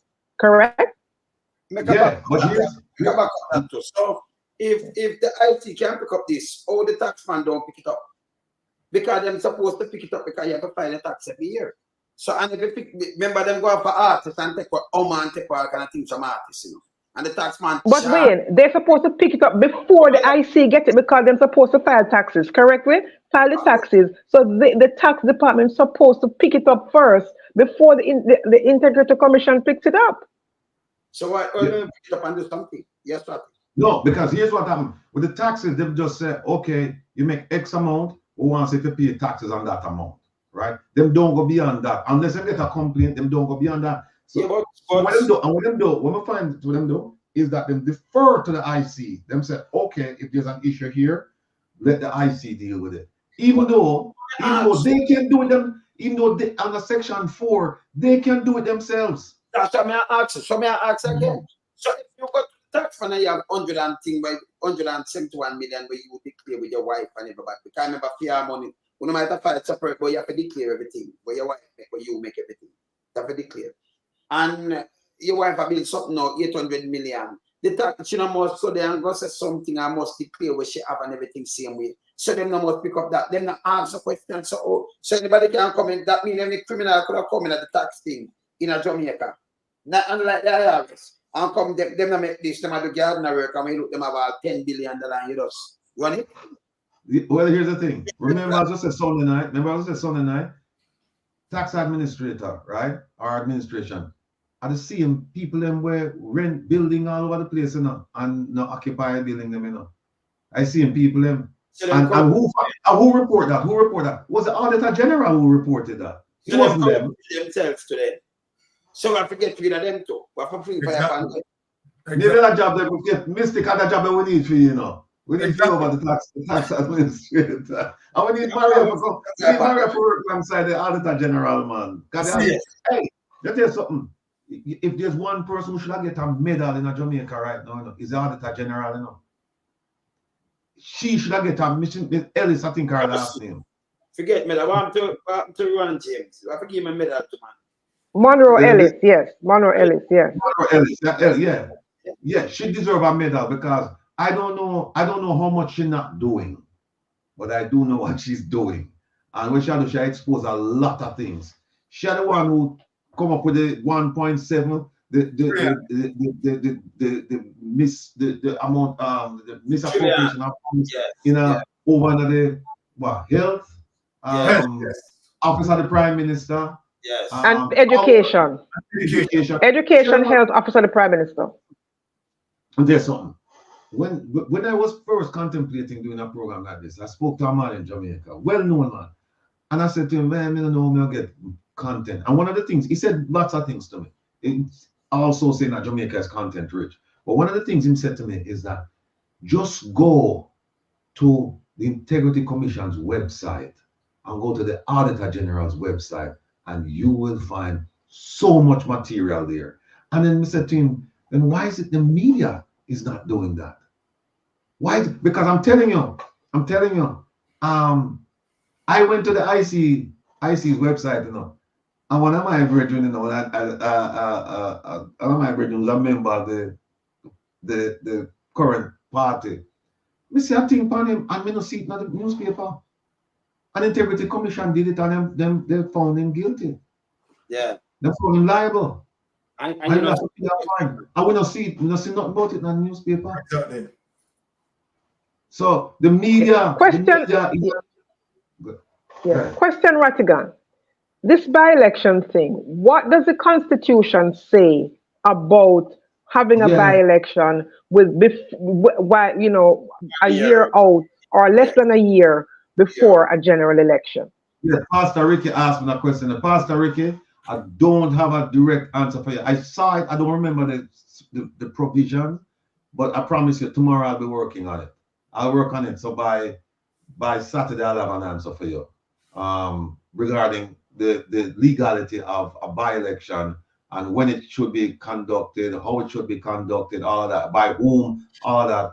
I will have an answer for you. But you know, here we can deduce something from this, that if they are going to have a by-election and it clearly tabulated in law that you cannot have a by-election, you understand, within a year or less.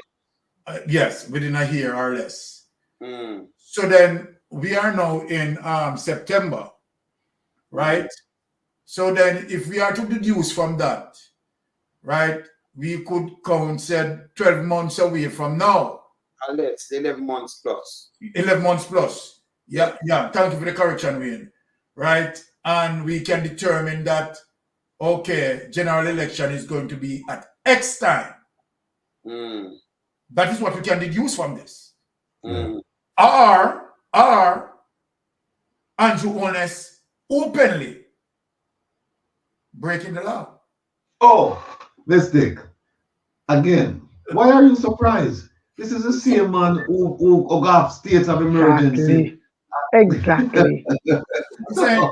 So two things. And the thing is, when people say, and this is what I, really irks me. When people say, oh, he is a shrewd politician, and he is no shrewd politician. The man is just a corrupt politician, and the mind of a corrupt politician is always thinking how to go around the Constitution. And as we have seen, he has been violating the Constitution since he was in opposition.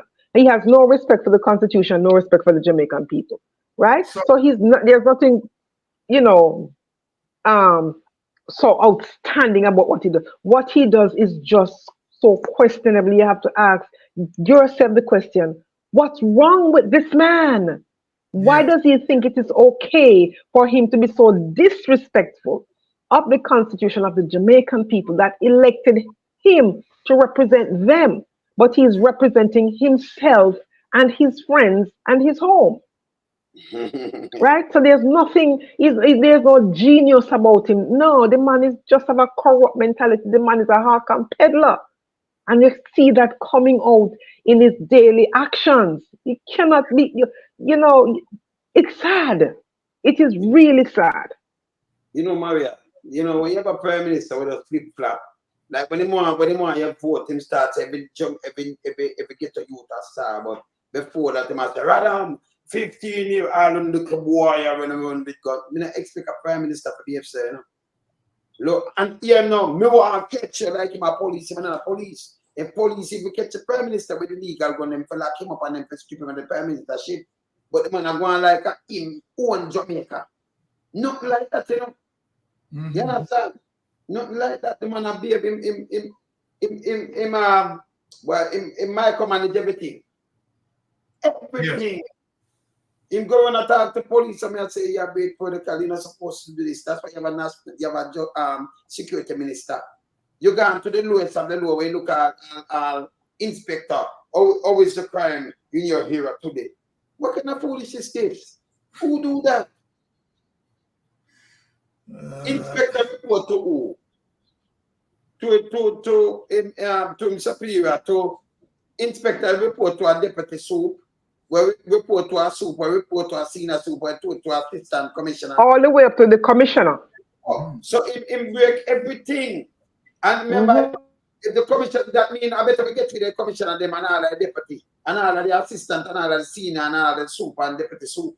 If him gone down to inspector, I will get to the national security minister too. Yeah. That makes sense. But right, because as you say, Wayne, there is a protocol that they must follow all the way up to the commissioner of police, and then the commissioner of police has to make his representation to the Minister of National Security, who now has the role of legislating. What comes out of all these meetings and stuff. But police career, it will take him to 40 years, right? Now, when you're not in a politics, you can get voted out every 4 years, 5 years.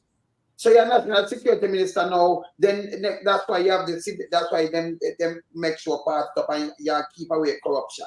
So, you know, although you're part of government and you're there for serve, protect and reassure the people, if the prime minister do something when you have to lock him up too, you're not supposed to in a bed with the prime minister.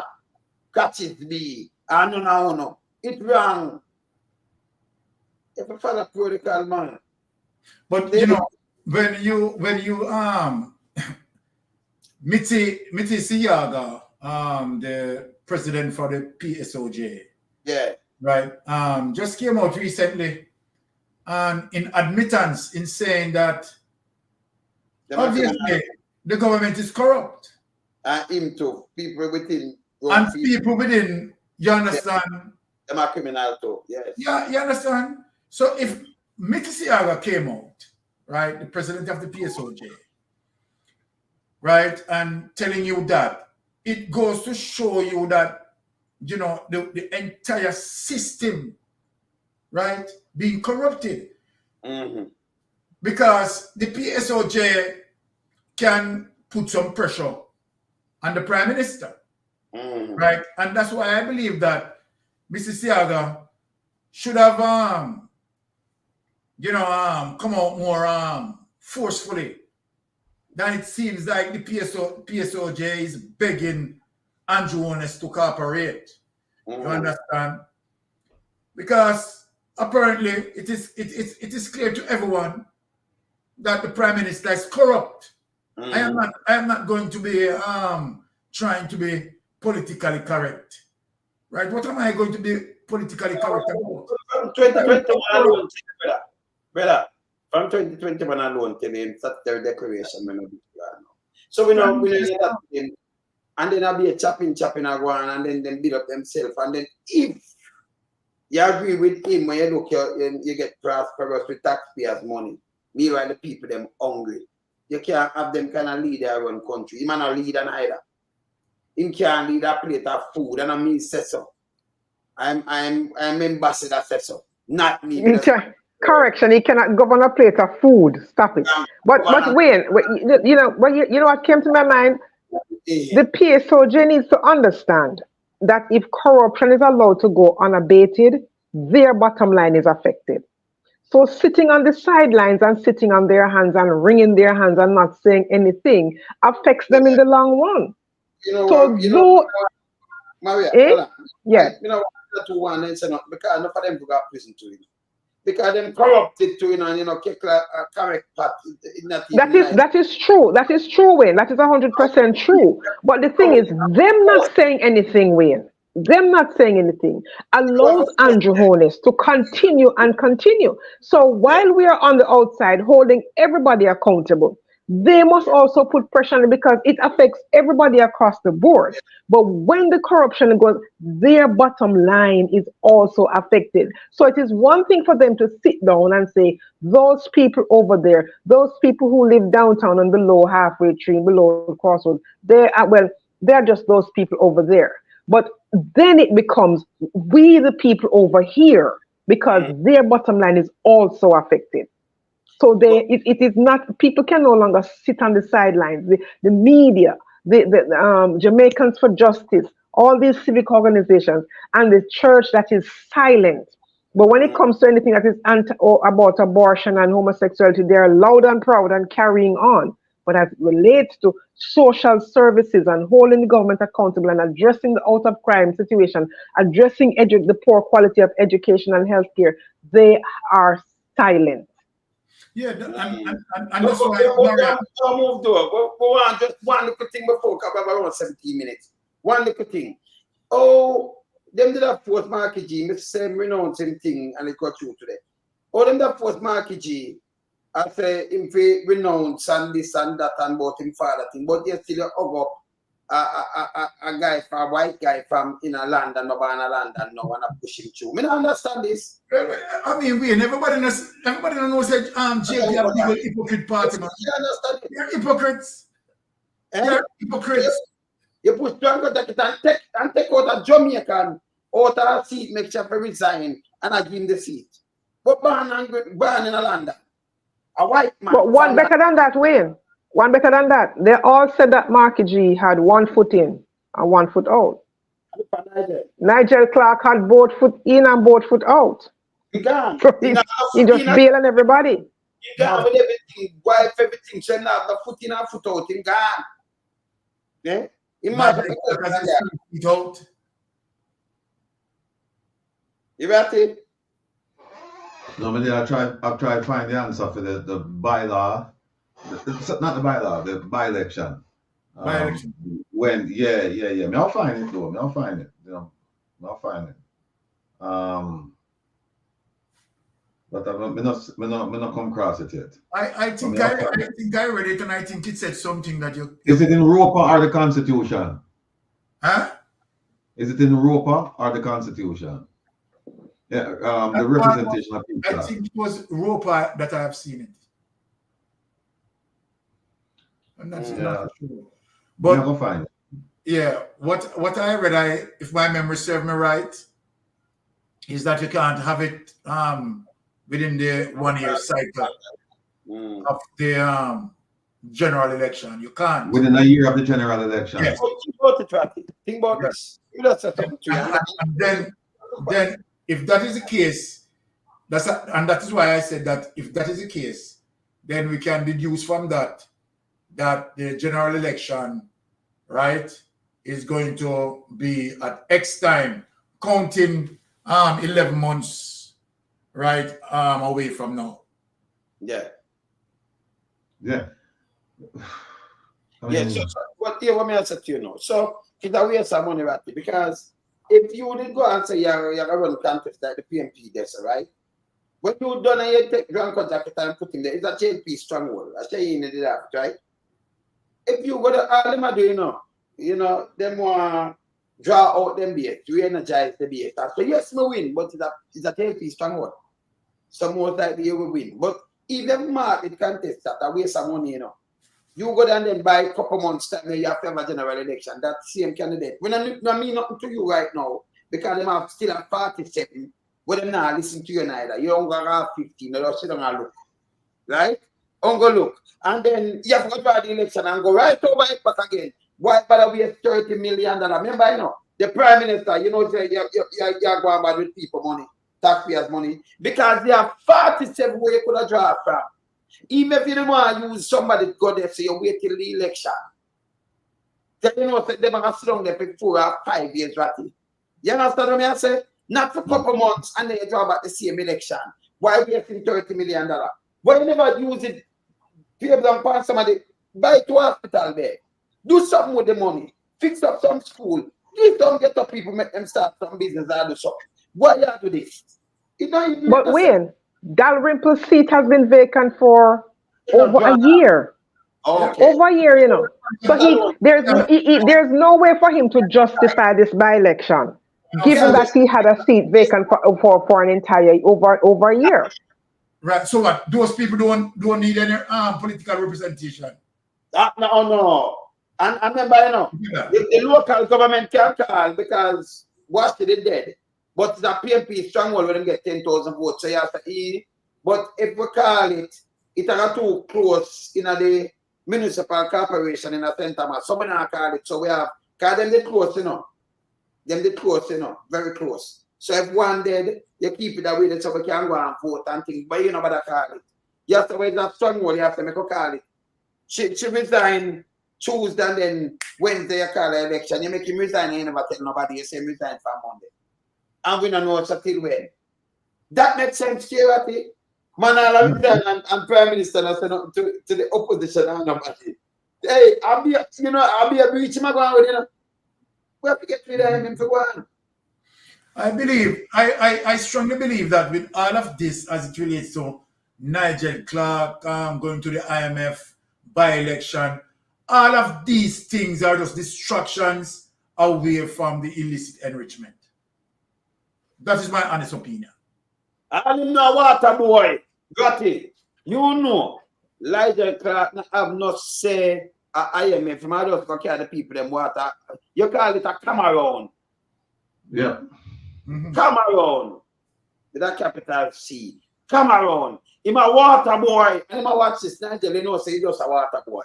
So you can sit down and him say, And he hey, you, go and fetch some water. You know, and he cannot put forth any legislation that would be favorable to Jamaica. No. Yeah. So him being there, him going to the IMF means nothing for Jamaicans, and that's what people need to understand, because the Prime Minister is making it look like it's this grand thing, and oh my God, it means well for Jamaica. No, it doesn't. It really doesn't, because whatever he's going to be a part of drafting austerity measures that will be imposed on countries that borrow money from the IMF. Period. Yeah. People them want to say something still. He might have said something. You know what I mean? He might have said something, so him just couldn't make, because he might have on him face, so him just couldn't allow Nigel to leave without kind of put a spin on it, because it's a spin. Because look, it's a spin. It's a spin. Ratty, see, Lyndon Green is confirming that the Roper has the information. What section of the Roper? Yeah? What section of the Roper? Lyndon Green, can you advise us as to what section of the Roper speak specifically as it relates to by-election? Yeah, by-election we're talking, not general election, but our by-election. By-elections. Well.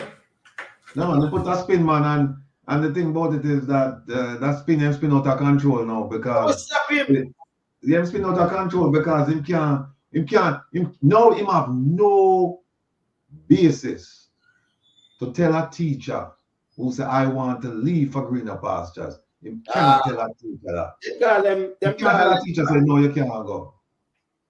Remember them that style the people them who go say them not patriotic, man. The one from now in a mobile, the man in turn thing they know. But yes, still them a congratulate one. Eh? So them for food. Eh? You see them spin too much things. This was time now, stop the spinning. It's a foolishness, it's a garbage. But he's leaving at a time when there are so many crucial questions to be answered. SSL, there was a shortfall in the budget. You know, all these, you know, what's happening to the teachers' salaries, the police, back pay and all of that. So many open-ended questions. And that's the time that he's choosing to bail on the Jamaican people. And his office, his position is the nucleus of the Jamaican government. It's the most important ministry, because from it flows all the payment, all the allocations for the different programs and projects and salaries and everything. From that ministry flows all of that. Yes. And I cannot see how going to the IMF is a bigger job than being the finance minister of your country. Maybe I'm short-sighted, but I think representing his country at that level, where he is responsible for the dispersing of money and the allocation of scarce resources. I mean, what other job can be more important than the job of serving your country? Maria, plain and simple. When you look on the decision that Nigel took, right, to go to the IMF, right, and I'm using my critical thinking skill, I just don't see that Nigel Clark is just going to the IMF. You understand? Because, you know, he's going there for, you know, a bigger salary. I don't think that is the case.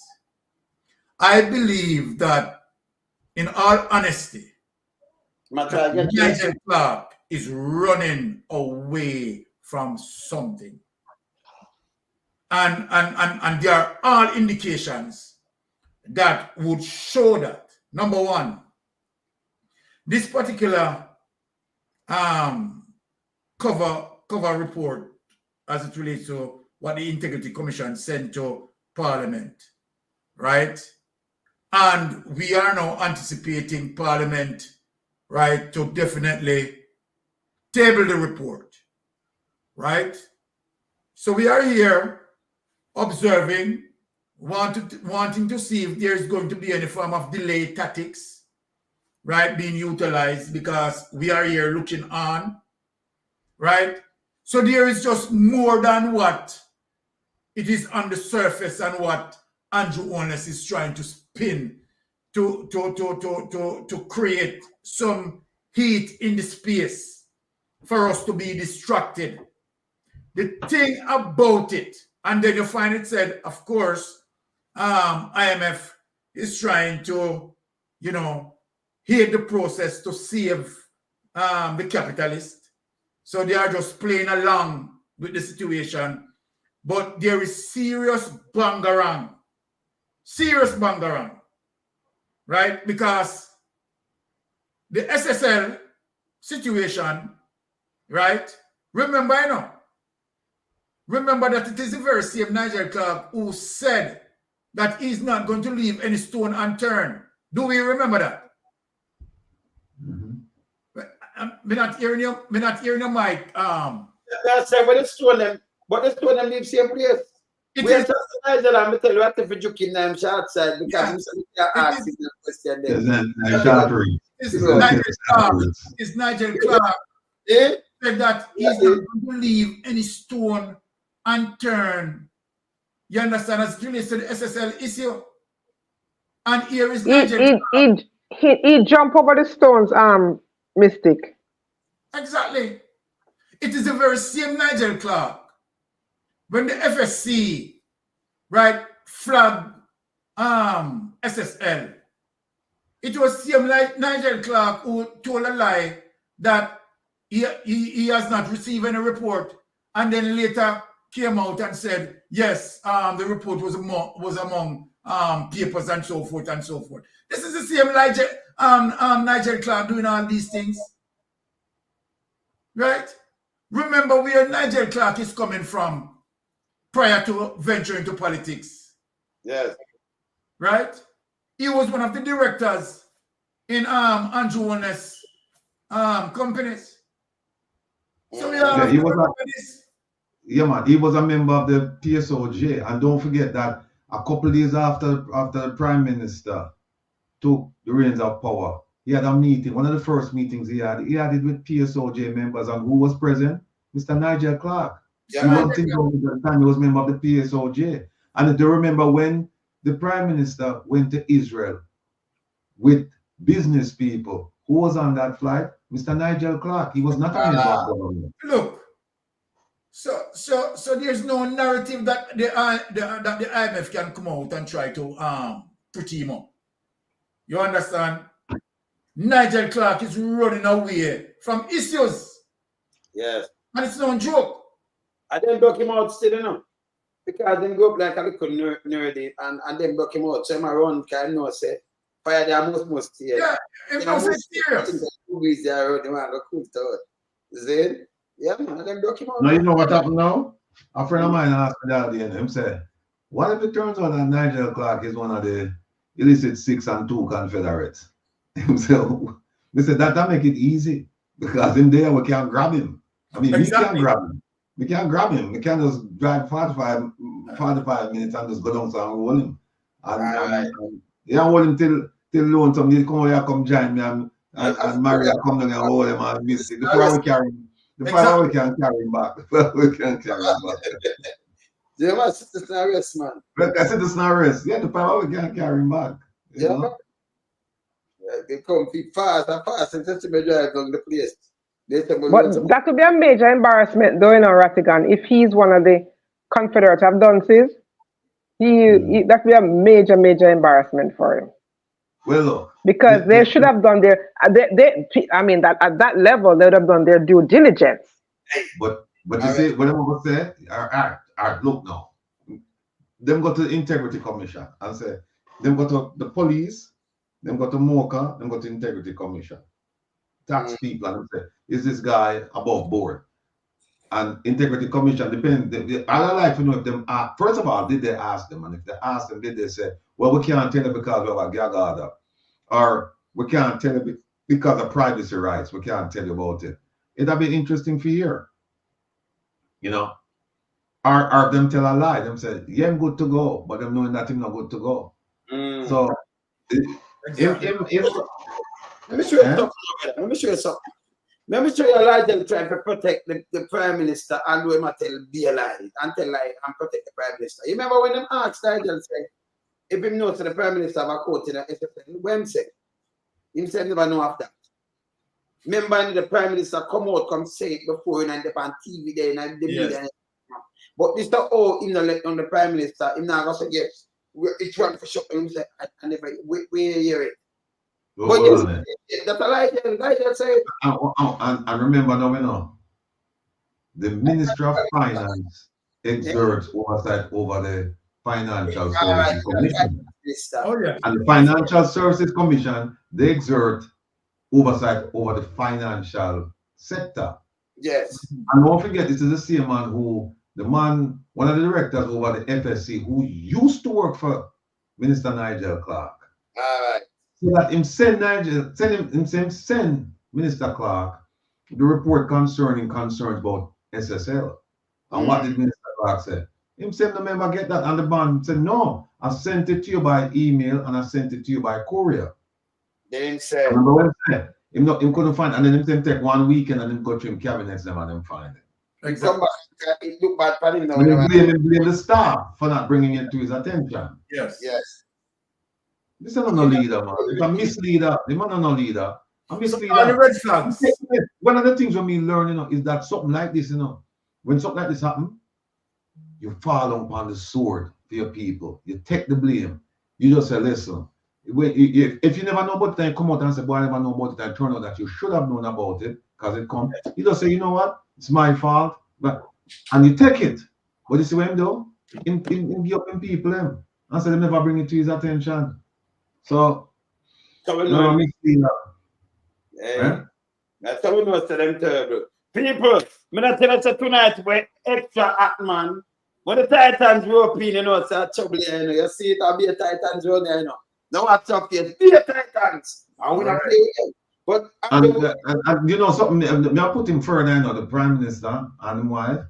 I put them further on the box because I work on an initiative. Start work on it tonight.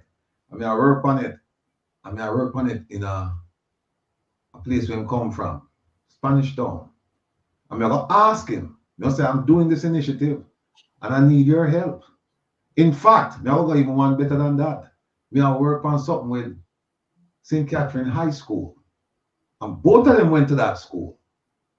And I will ask him Saturday. I will say, listen, I am working on this initiative with this school. And yeah, you build a chemistry lab and you build another lab. But I know so it go. You're not Prime Minister and just build a lab and run out of the school. You're supposed to stay there and make sure it's everything. That's supposed to be one of the best schools in the country, the one where you come from, the one where give you your fundamentals so that you're going to end up where there. I'm going to ask them, say, listen, we come from Waterhouse, I come from Spanish Town, but I'm going to try to help the children them at St. Catherine High School. So I'm going to ask you to come join me now with what me I do. If me put $1 more, you put $1 too. I'm going to see what, because the people in Spanish Town, they're going to find out now how patriotic, right? And how this Prime Minister and his wife, how them care or them don't care about them. So people tune in Saturday. Well, I think we are very fun with them. Remember that remind them said you remember so we have party on next Sunday, you know. So you know. Well on them before going further. This Saturday too, we have a document where I go show we've never seen before, where I go show how the government could have addressed the border security, all of them issues there, and them turn away from it. And there's only one reason why them turn away from it. It's not money. And it's not money. And it's not. Them jokes to come in, man. That's simple. So and the last thing is Sunday night. No. So yeah. We are working on a fundraiser for the One Jamaica Legal Defense Foundation. It's gonna be called Tune for Tune or Dub for Tune. And Tune for Tune, yeah. Because Kevin said no dub. But low and some I'm going a competition, a contest with Sound Clash with Kevin, when you're there, Kevin Steele, right? The big time DJ, and Glamour Wayne will be here to start off the proceedings. I'm going to juggle for about an hour and introduce the two contestants, and then we're going to go at it for about an hour and a half, and then the last half hour now we just pick who are the winner and we collect some money and things like that because it's going to be a good cause, you know. So, Nicola, I will tell you what happened with Meadowbrook, Nicola. It's an interesting story, but I'll tell you about it. And Nicola pick up on it. Nicola, big up yourself, Nicola. Nicola asked why we never do it at Meadowbrook, why we gone to St. Catherine High. There's a reason, Nicola. We never party on deck, you know, because hold on the batty. We know this last year party on deck. Remember show no about going yourself. Can we talk about it? Look, you can't show me nothing. So I'm gonna take on myself. Yeah, man. No, I move now, you know. So, hey, hold on there. Tom, you can't show me nothing. Kevin. No, that's not it.